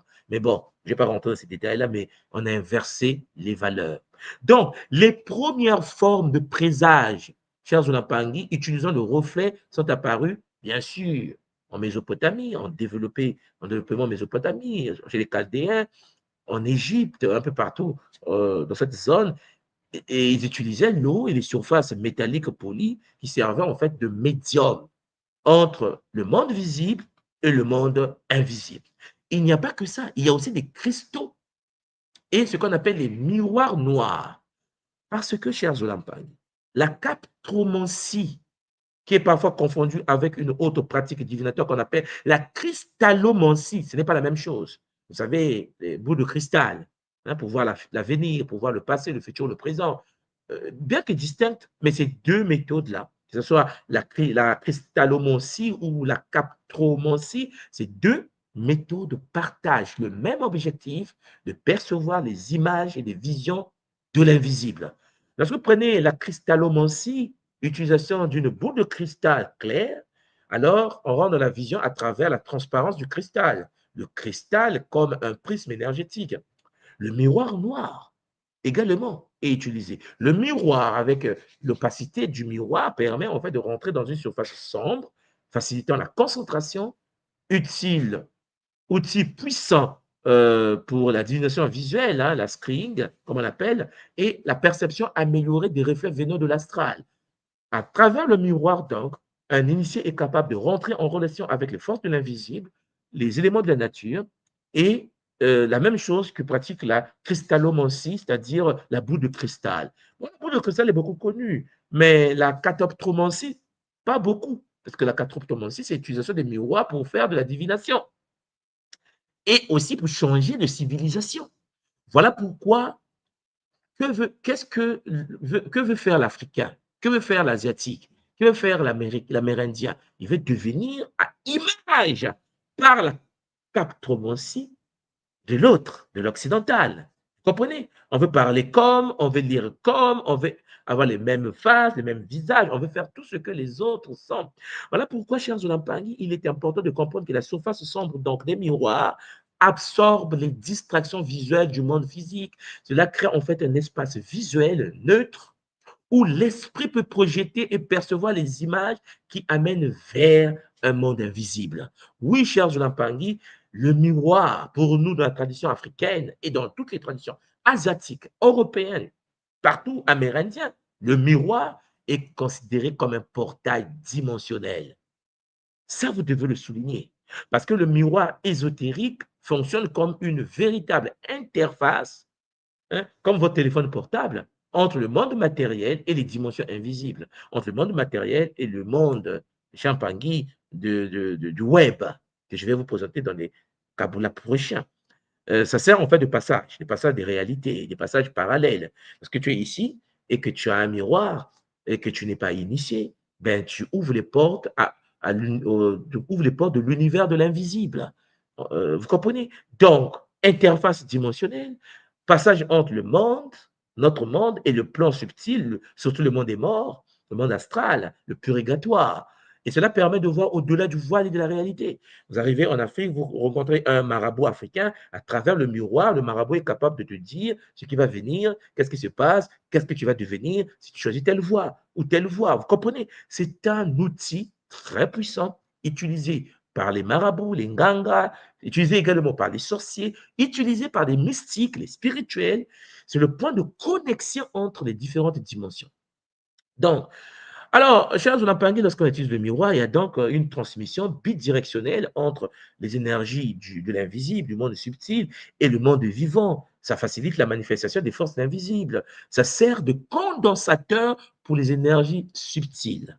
Le miroir que tu as chez toi à la maison, le miroir que tu as dans la voiture, le miroir que tu as dans le pays n'est pas une simple surface réfléchissante. Non. C'est une fenêtre vers l'invisible. C'est une fenêtre, un portail qui permet de copier une civilisation et de l'inverser. C'est un outil qui permet de transmuter la conscience d'un être humain. C'est-à-dire qu'une personne peut être lobotomisée, peut perdre son identité à travers les mystères des miroirs. Et il suffit de pouvoir utiliser certains mantras. Donc, chers Olampangi, lorsqu'on accède au miroir, on accède donc à une lumière. C'est pour cela que lorsqu'il est obscur, lorsque tu es dans l'obscurité, tu ne te vois pas à travers le miroir. Pour te voir à travers le miroir, il faut la lumière de la journée, la lumière de l'ampoule, la lumière astrale, la lumière qui vient du monde des émotions.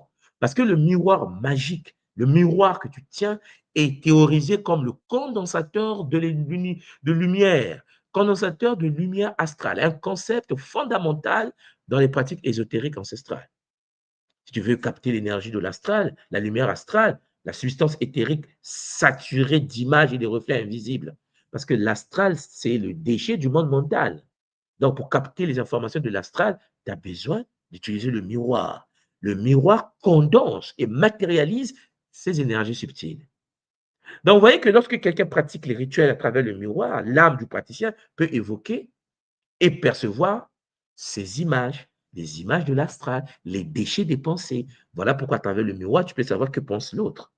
C'est pour ça que le nganga, le marabout, est capable de savoir ce que tu penses, puisqu'en effet, ta pensée devient visible à travers le miroir. Et lorsque tu partais voir un nganga, un initié ou un marabout, il prend la cuvette d'eau, il met de l'eau, à travers la cuvette d'eau, il voit tes pensées. Il te dit ce que tu penses. Il te guide à travers cela. Ce sont des choses connues.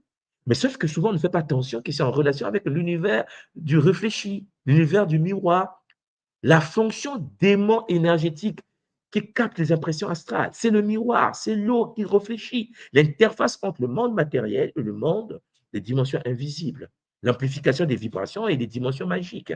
C'est pour cela, chers Olampangi, vous devez savoir que le miroir, grâce à sa capacité de condenser la lumière astrale, devient le réceptacle des images que l'âme ou le magicien ou le sorcier ou le mouloki évoque et manifeste. Attention donc, chers Olampangi, lorsque vous vous posez devant le miroir. Attention, parce que cela peut transmuter la conscience du monde. Voilà pourquoi j'aimerais que vous soyez conscients de cela et que, à travers, bien sûr, le miroir que nous avançons sur la voie de l'éveil multidimensionnel, c'était en effet votre Ntuman Swadi Kimbazi, Longi Natasan Congo. Je remets l'antenne à Papa Sébastien et Maman Karen, qui est nous guide sur la voie de l'éveil multidimensionnel. Yanga Simou qui est avec nous aussi sur le plateau. Matondo Mamenge, Zola, Kese, Namayangi. Matondo. Matondo papa, Matondo. Ah ouais, ah ouais, ah ouais, ah ouais. Là, c'est de plus en plus lourd, hein, papa. On est choqué, on est choqué, on est choqué parce que maintenant, on espère, comme papa Sébastien l'a dit au début, qu'on aura la possibilité de pouvoir réinverser ce qui a déjà été inversé. Parce que sinon, ce sera difficile pour nous dans cette réalité de pouvoir s'en sortir avec les miroirs qu'on a partout? En fait, ce aussi que j'ai retenu, c'est le côté bidirectionnel. Donc, ça veut dire que ça va dans les deux sens. Donc, si Effectivement. il y a accès à nous, il y a aussi accès à eux. Donc, on peut inverser et rétablir les choses. Donc, c'est là où ça va devenir encore plus intéressant. Effectivement. C'est pour cela que lorsque nous parlons de Wadiafwa Yikadio, c'est le mystère des miroirs. Je pense que vous me comprenez maintenant. Voilà, la capacité de pouvoir. Vous savez, si vous prenez une tradition de l'autre et que vous l'amenez chez vous et que vous l'utilisez sans pour autant que ça traverse les mystères des miroirs, ça ne marche pas. Ça ne marche pas. Combien de fois on a copié les autres et ça ne marche pas? Il faut être capable de traverser le miroir, donc d'inverser certaines choses pour que ça marche dans ta réalité à toi. Et ça se passe à travers les mystères des miroirs. C'est pour cela que quand vous rentrez dans un temple shintoïste au Japon, il y a des miroirs. Les autres le savent. Mais puisque nous, on est passé dans les plantations,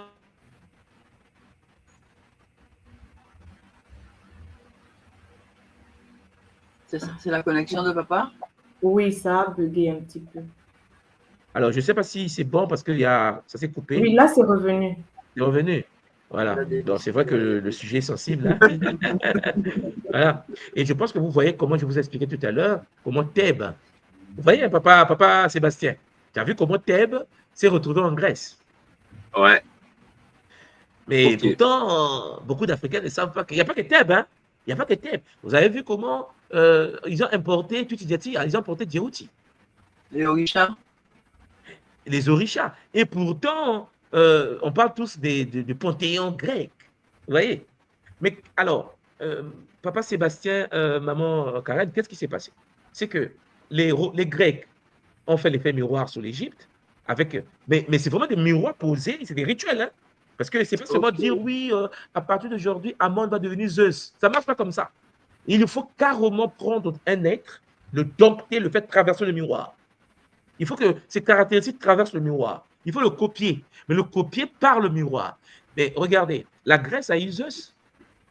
Mais qu'est-ce que les Romains ont fait? Lorsque la Rome est arrivée, les Italiens, quand ils sont arrivés, ils n'ont pas dit le dieu italien, on va l'appeler Zeus. Pas du tout. Les Romains ont utilisé la technologie des miroirs pour dire à partir d'aujourd'hui, ce que les Grecs appellent Zeus, nous, ici, nous allons l'appeler comment? Papa Sébastien. Comment les Latins appellent Zeus chez eux? Zeus. Le dieu romain. Chez les Romains, là, j'oublie. Oh, Je me suis toujours dit qu'il y avait un lien, mais franchement, je sais plus. Entre les La Grecs mythologie et les grecque et Romains. romaine, ouais. Bon, c'est Jupiter. Ah, Tu vois, c'est Jupiter! je lui ai soufflé Jupiter. Jupiter. Vous aussi. Je sais pas, Alors, donc, Non, mais je lui ai soufflé Jupiter. c'est les Romains. C'est Jupiter. Mais sauf que ce que nous devons comprendre, c'est quoi? C'est que si Jupiter a Oui. ses yeux sur les Romains, Jupiter, c'est Jupipater. la terre, Ça veut dire quoi, Jupipater? Dieu le Père. Dieu le Père. Et c'est le Dieu le Père du christianisme. Hein. C'est l'effet miroir encore. Et qui a apporté le christianisme, le Dieu le Père à l'humanité? Ce sont les Romains. Parce que Vatican ne se trouve pas à Paris, à ma connaissance. Le Vatican se trouve à Rome. Rome est la capitale du christianisme catholique. Or, le Jupiter, qui veut dire Jupipater, Dieu le Père, c'est le même Dieu le Père que tous les chrétiens du monde adorent. En fait, les chrétiens adorent Jupiter. C'est pas parce qu'on le dit en français qu'on oublie d'où ça vient. Sauf que Jupiter, c'est Zeus. Sauf que Zeus a été inversé en prenant l'image de Imana. Vous suivez là? Oui. Donc, ça veut dire que les civilisations se copient. Sauf qu'ils se copient en inversant les valeurs. Si on te dit Zola, là-bas, on ne te dit pas de Zola. Si on te dit équilibre, là-bas, on te dit déséquilibre. Désordre. Si on te dit Congolo, nous tous sommes tous ensemble, personne n'est chef de quelqu'un, là-bas, on va dire non, je suis le patron, vous êtes les travailleurs. Vous comprenez? On va tout inverser, on va tout changer. Ça me fait penser de manière plus terre à terre à ce qu'on trouve dans des logiciels de dessin, la fonction miroir. Comme sur AutoCAD, par exemple, ça permet d'avoir une copie complètement inversée. Donc, Ouais, tout ce qui se passe à droite se retrouve à gauche. Bien sûr. Et puis ça me ramène aussi au reflet de la lune sur l'eau. Effectivement. Donc, chers Lampangui, j'espère de tout mon cœur que ce sujet va nous permettre de nous éveiller, va nous permettre de comprendre pourquoi Dionysos. Ouais, Dionysos? Mhm. Maman Simon? Oui, Dionysos, le père, Hein? Dionysos, ça vous dit quelque chose? Oui. Oui, ça. Vous savez qu'il est devenu Bacchus. Bacchus. Bacchus. Vous connaissez Bacchus, n'est-ce pas? Et chez nous, on a Bacchanal. Quand tu regardes dans les îles, on parle de Bacchanal. Alors, il y a ce dont tu nous as déjà parlé concernant le bac. Mais bien sûr. Le mot qui en découle. De déchéance. C'est ça. Bacchus, c'est la divinité des orgies, des partous, de tout ce que vous savez là. Voilà. Et puis, quand tu devenais initié au culte de Bacchus, quand tu es rentré dans des orgies, les gens faisaient l'amour en groupe, là, et le vin qui coulait, c'est le dieu du vin, hein, Bacchus, et tu devenais lauréat de Bacchus, parce que les hommes de la communauté devaient faire par le derrière le petit garçon pour qu'il devienne un homme. Et donc, à partir de là, il devenait lauréat de Bacchus. On le mettait sur la tête l'oreiller. Le lauréat de Bacchus, d'où le baccalauréat. En effet, le baccalauréat était un rituel ancien grec, inversion des valeurs, où il fallait que l'enfant soit, voilà, hein, par les hommes de son groupe, ensemble, là, pour qu'il devienne un diplômé de Bacchus.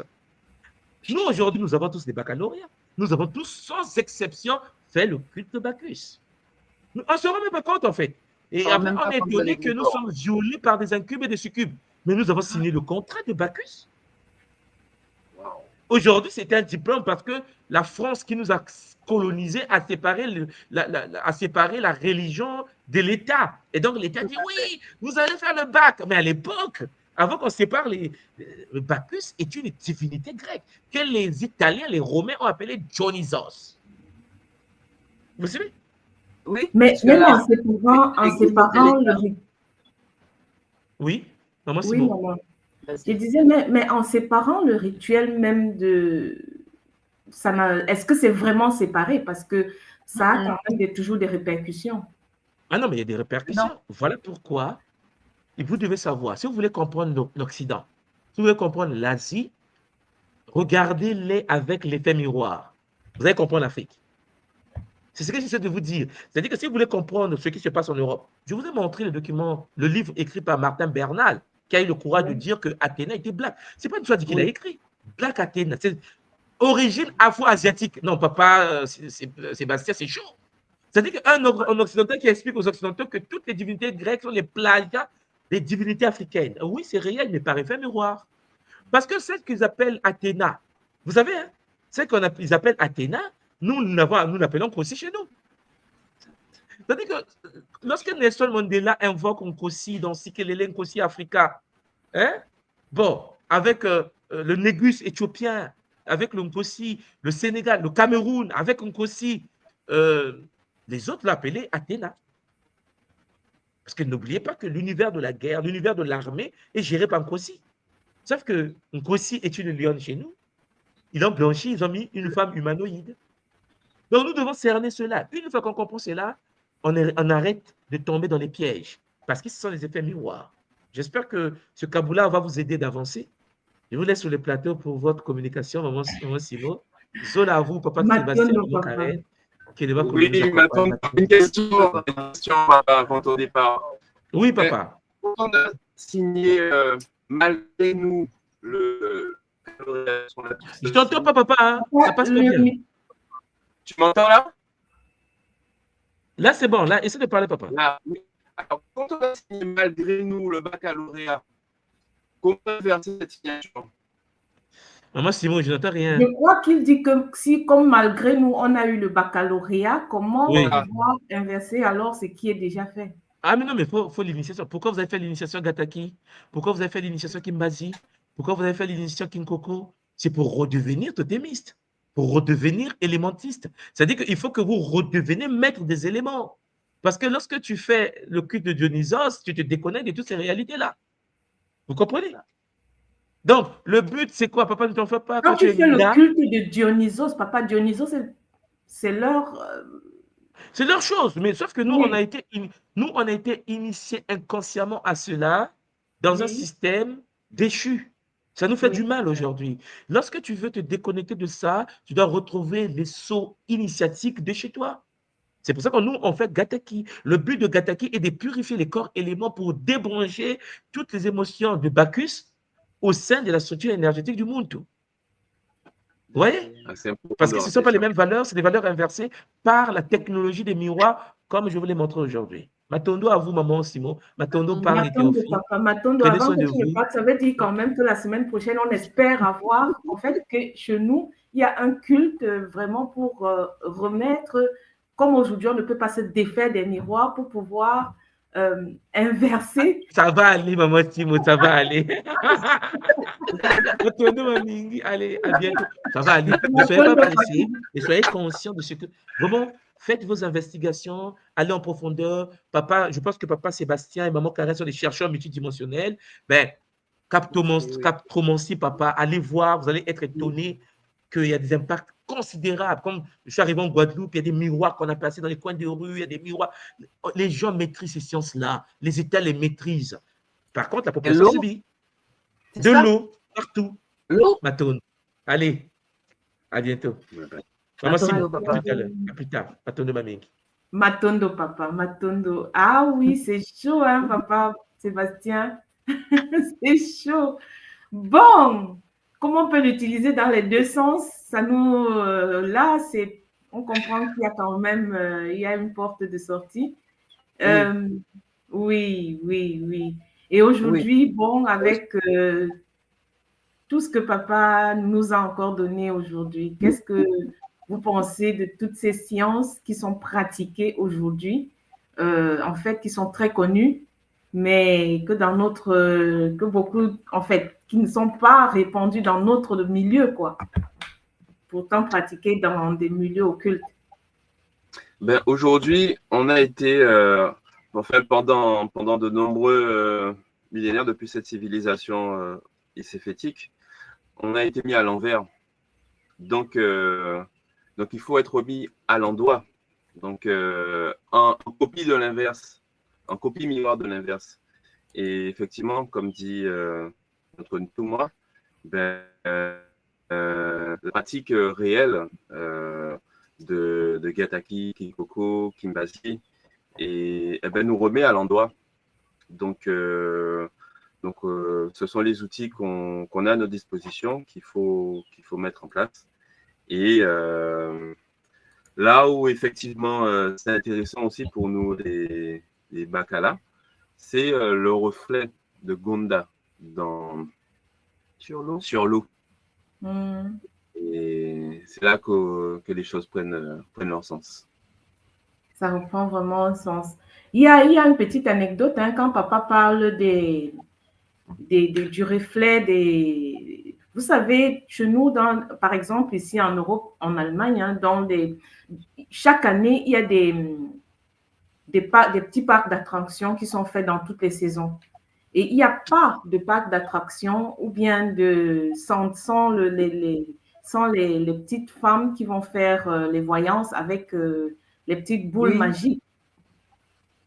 Je ne sais pas s'il y a ça en Guadeloupe, mais ici en Allemagne, c'est très courant. Et on essaye de faire comprendre aux enfants que c'est normal de les utiliser ou bien En fait, on initie les enfants déjà très tôt à des sciences sans leur dire, en fait, sans éducation, tu vois un peu. C'est grave. Et je dirais même pour nos petites filles, ben, souvent les cadeaux, ben, c'est des fois des boîtes de maquillage. Exactement. Avec un petit miroir. Dès le jeune âge. C'est très jeune. Donc, toute cette connaissance est là pour nous permettre justement de faire attention à nos actions quotidiennes et nos interactions. Exactement. Pourtant, quand papa il nous a fait ce Kaboul la fois dernière, c'est là où je me suis rendu compte que c'est connu et c'est très utilisé. Et il y a des films, beaucoup de films qui parlent de ce phénomène. Il y a beaucoup de films qui ont été touchés, qui ont été réalisés avec cette science, en fait, où dans le film, on va te parler d'une entité qui va pouvoir prendre contrôle de l'être une fois qu'il est devant le miroir.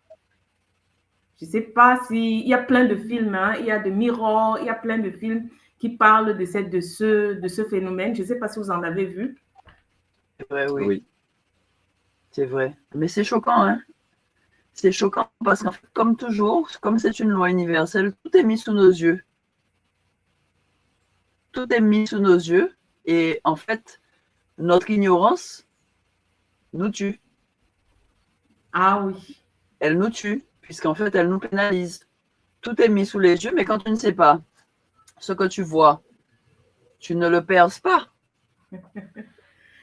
Il y a dans les commentaires. Oui, maman. Vas-y. C'est aussi un cadeau empoisonné.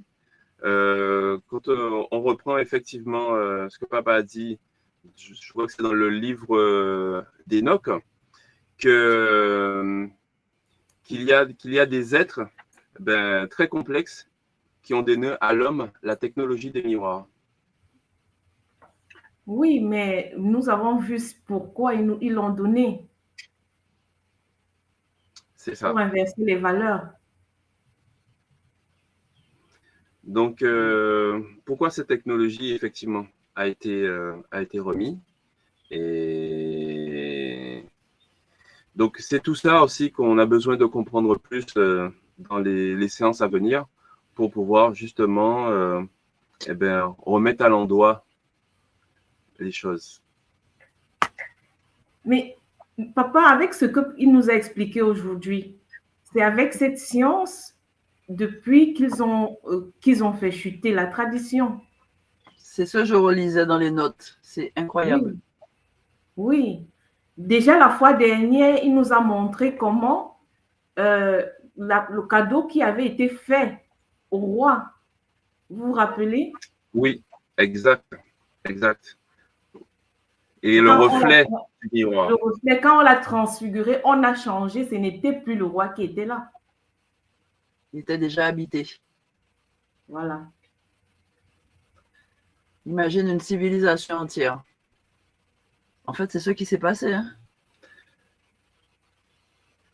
Là, moi, je suis restée choquée. Ils ont transmuté notre culture et ils nous l'ont ramené. Ils ont ramené l'inverse qui nous a été imposé et qu'aujourd'hui, on a adhéré. C'est ça. C'est un peu le problème. Ça.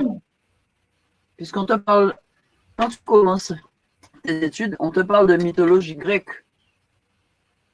On ne te parle que de ça d'ailleurs. Mythologie grecque et romaine. Voilà. Et je sais que c'est quelque chose où j'ai toujours cherché le parallèle, c'est-à-dire, ça m'a toujours dérangé qu'on me parle de mythologie grecque et romaine, mais en fait, tu ne sais pas pourquoi. Mais tu essaies de trouver les corrélations. Et c'est là où on se rend compte qu'on a les choses en nous, encore une fois, parce que quelque chose en toi te dit, mais attends, donc, si on a l'histoire même présentée en tant que l'Égypte antique, pourquoi on parle de mythologie grecque et romaine et pourquoi on ne parle pas de mythologie égyptienne? Et on entend bien mythologie. Donc en fait, on est des mythos. Un mytho, c'est quoi un mytho? Quelqu'un qui ment. Un mythe, ça n'a pas existé. On suppose que... En fait, c'est intéressant hein, de constater que dès le début, il y a comme un décor qui est planté. On te parle de mythologie. Le décor est planté depuis l'enfance, maman. Regarde toutes les bandes dessinées qui sont tournées là-dessus. Oui. Hein? Quel enfant grandit sans connaître Athéna, Hathor et toutes ces mythologies? C'est ça. Persée, comment il s'appelle celui de l'eau là? Poséidon, enfin, Poséidon et tout autre, oui. Alors, on a une question de Mickey Sebafo. Comment faire pour que nos enfants fassent le bac sans y être initiés? Donc, si je traduis, comment pouvoir passer l'examen, on va dire, écrit, donc la porte ouverte vers les études supérieures, sans subir leur saut, le saut de, on va dire, de Bacchus. Donc, et c'est là où effectivement, papa nous parle aussi, Thomas nous parle aussi des boucliers miroirs. Donc, je dirais sans trop m'avancer que le bouclier miroir, c'est peut-être l'idéal justement par rapport à des rites où nos enfants peuvent être sous cette partie. Donc, protégeant nos enfants avec des boucliers miroirs, je dirais, ceux qui vont passer le bac. Le papa, justement, papa l'a expliqué tout à l'heure, hein, c'est pour ça que nous prenons des sauts, c'est pour ça que nous apprenons Gataki, la transmutation des corps et tous les boucliers que nous apprenons à l'école. Donc, c'est moi aujourd'hui, avec ce que j'ai appris aujourd'hui, il n'y a pas de fatalité. Il y a peut-être une transmutation, mais le retour est possible et c'est ça que la tradition nous propose. Nous propose donc, tout à l'heure, à la fin, justement, il disait, oui, c'est pour ça qu'on a toutes ces sciences. C'est pour ça qu'on a la science Gataki. Tout à fait. Donc, maman Mickey, je sais que toi, tu es en train de faire un Gataki, hein, donc tu auras la possibilité. Déjà, il y a l'Enga avec des soins et les boucliers. Et puis, donc, toi-même, en tant qu'initié, on a la possibilité de transmuter. Ah oui, il y a d'autres questions. Les enfants doivent se faire initier comme l'Enga. Ah oui, hein? Si aujourd'hui nous voulons sauver nos enfants, il faut déjà que nous nous initions et que nous puissions acquérir la connaissance et pouvoir savoir comment pratiquer les boucliers dont papa Sébastien parle et pouvoir transmuter et pour pouvoir se protéger. Bon, il faut être capable de mettre des boucliers, capable de transmuter ses corps, d'avoir accès à l'énergie de maman Kossi. Hein? Aujourd'hui, on a transmuté, on a par effet miroir transmuté l'énergie. En fait, maman, on a changé maman Kossi, mais elle aujourd'hui, elle est encore à notre disposition à l'école. L'école nous donne la possibilité d'avoir accès encore à maman Kossi. Donc, déconnectez-vous de Athéna, reconnexion à maman Kossi, hein, maman? Tout à fait. Et je dirais, dès le plus jeune âge, hein, au travers des contes initiatiques donc qu'on remet à nos enfants. Donc, utiliser les contes de la tradition. Et effectivement, de par ces contes qui vont leur permettre d'avoir tout un univers imaginaire, donc de magie, qui correspondent à d'autres valeurs. Donc, effectivement, de par cette première porte, l'initiation de nos enfants sera d'autant plus facilitée qu'on ne leur a pas donné à manger des images, je dirais, complètement retournées. Ah oui, c'est bien le cas de le dire. Exactement, papa, exactement. C'est pour ça que c'est important que les parents aient aussi accès à la connaissance et aient accès à certaines techniques pour pouvoir protéger les enfants déjà dès le bas âge. Tout à fait. Pas que le jour du bac, hein, papa Dominique. Parce que dès que l'enfant rentre à l'école, c'est déjà un égrégore en fait dans lequel il est en train d'être formaté depuis tout petit. Et l'erreur en fait qui est souvent faite, c'est que les parents une fois que l'enfant rentre dans ce rythme scolaire, ils oublient qu'à la base, c'est eux qui élèvent leurs enfants, qui les éduquent, pas l'école. Donc, c'est important de parler de sa journée avec un enfant après l'école, de savoir ce qu'on lui a appris. Et quand tu déposes ton enfant à l'école, en tout cas les écoles publiques, ben, c'est important de lui faire des boucliers le matin. C'est pas en attendant le bac, c'est dès le début. Et le plus tard on peut garder les enfants, le mieux c'est. Même si on parle de quelque chose qui n'est pas toujours évident dans nos vies d'aujourd'hui où on court partout. Mais le plus longtemps les enfants peuvent rester à la maison avant d'entrer à l'école, le mieux c'est.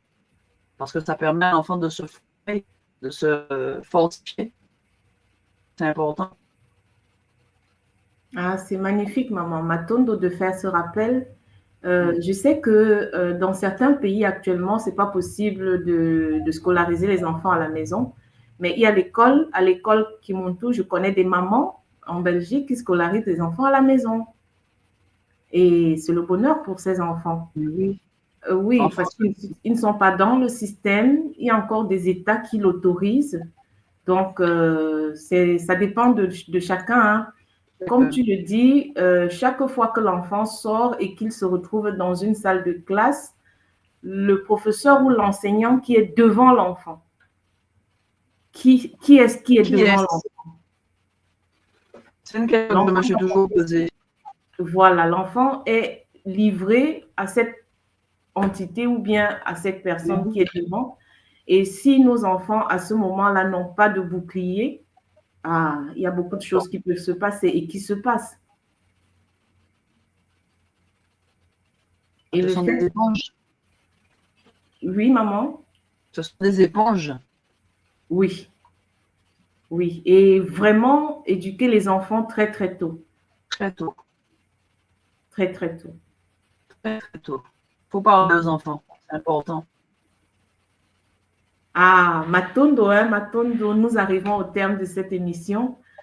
Je vais vous demander à papa et à maman de dire quelques mots pour la fin, avec tout ce que nous avons reçu aujourd'hui, la suite de ce qui a commencé la semaine dernière, avec où nous nous rendons compte que toute la société actuelle est basée sur l'inversement disons, de certaines énergies et que nous sommes plongés là-dedans.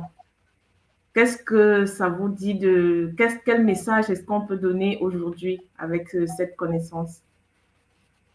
Alors, je dirais que toute cette connaissance, comme on vient de l'aborder, doit être mûrie, parce que pour l'instant, on n'est qu'au balbutiement de cet apprentissage sur la technologie des miroirs. Et donc, on va voir certainement comment inverser cela, quand même commencer par une pratique aussi. Et l'utilisation, en tout cas la connaissance de cette connaissance pour pouvoir l'appliquer à nos enfants. C'est-à-dire leur permettre d'avoir comme une fenêtre, un accès vers une autre réalité que ce qui leur est présenté le plus souvent dans leur environnement extérieur. Et cette fenêtre, quelque part, à un moment donné, eh ben, on doit la permettre d'apparaître pour nos enfants, pour qu'eux, ils puissent la franchir et remettre les choses à l'endroit de manière ancrée pour donc quelque part c'est aussi un miroir d'une certaine manière pour pouvoir leur permettre d'approprier dans leur réalité des choses qui sont plus remises à l'endroit.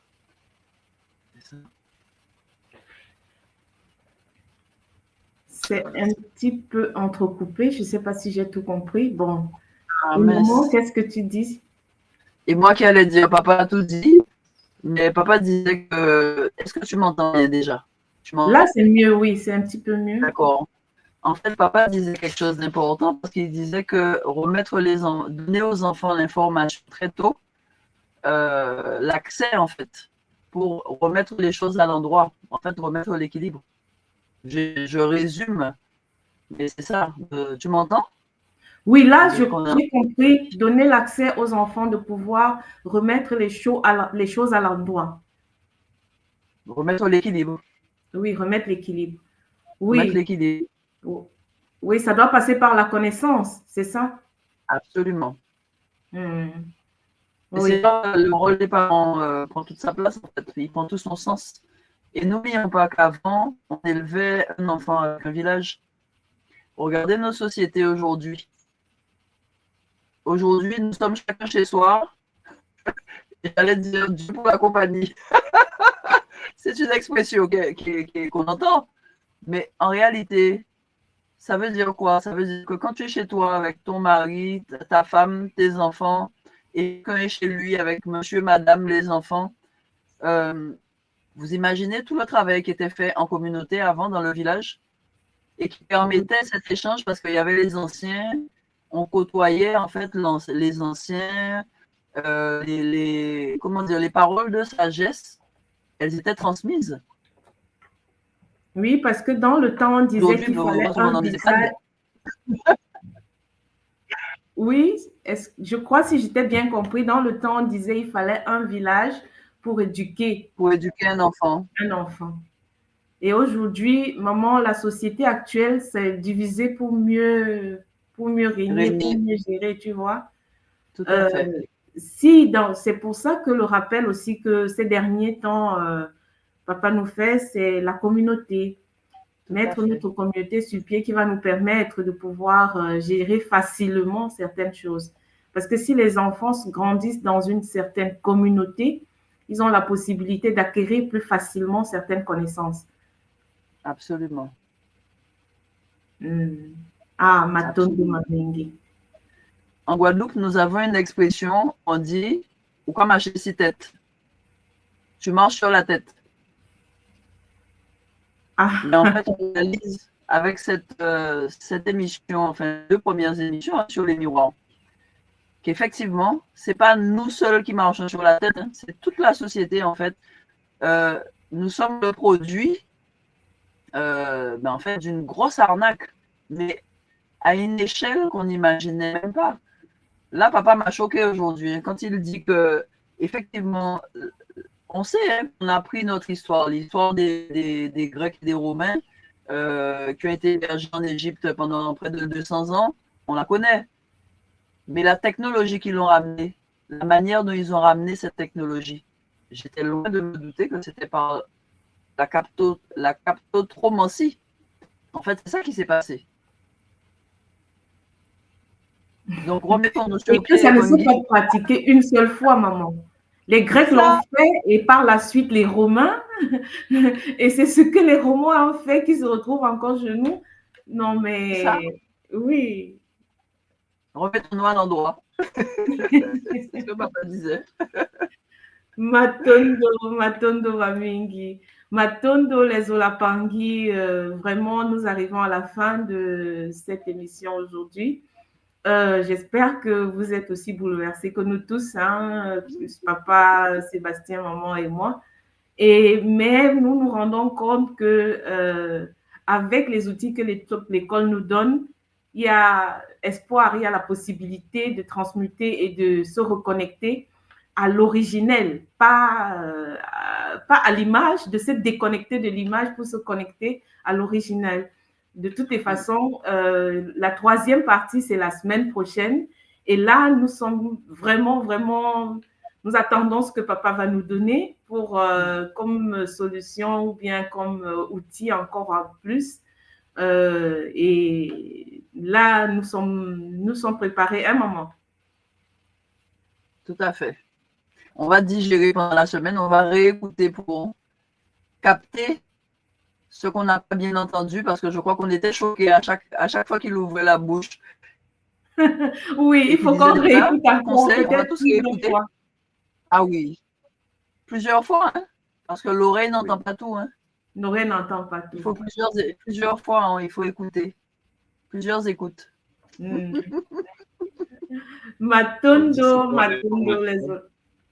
Et rendez-vous la semaine prochaine pour la suite. Oui. À la semaine prochaine. Matondo à tous ceux qui ont suivi Matondo, et tous ceux qui Matondo. vont suivre en différé. Zola, Lempangi, à la semaine prochaine. Ouais, Matondo, notre tout moi. Matondo. Matondo.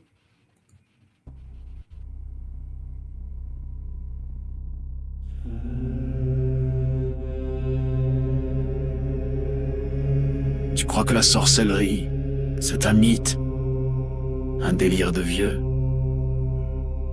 Non. Elle est là, silencieuse, invisible, présente dans ton quotidien. Ce que tu vis n'est peut-être pas le fruit du hasard. Tes douleurs, tes émotions, tes échecs, tes pensées peuvent être manipulées, programmées. Dans cette série de directs exceptionnels, le docteur Ntumwa Nswadi Kimbazi révèle comment les rituels occultes s'allient aux technologies neurocognitives, comment le contrôle mental moderne opère, sans trace, sans bruit, comment des attaques ciblent ton énergie, ton mental, ton esprit, comment démasquer les attaques invisibles, vampirisme, viol astral, sortilège, comment pratiquer des rituels de guérison et ériger des boucliers sacrés pour protéger ton âme et celle de tes proches. Et si l'on t'avait fait croire que tout était fatalité? La tradition Congo te guide pour reprendre pleinement ton pouvoir. Malonghi, votre nouvelle émission Éveil, tous les jours à 13h, heure de Paris, en direct sur YouTube Tradition Congo et YouTube Fédération Kimuntu. Venez témoigner, échanger, partager vos expériences avec l'équipe Kimuntu. Épisode après épisode, nous dévoilerons les forces cachées qui gouvernent nos vies.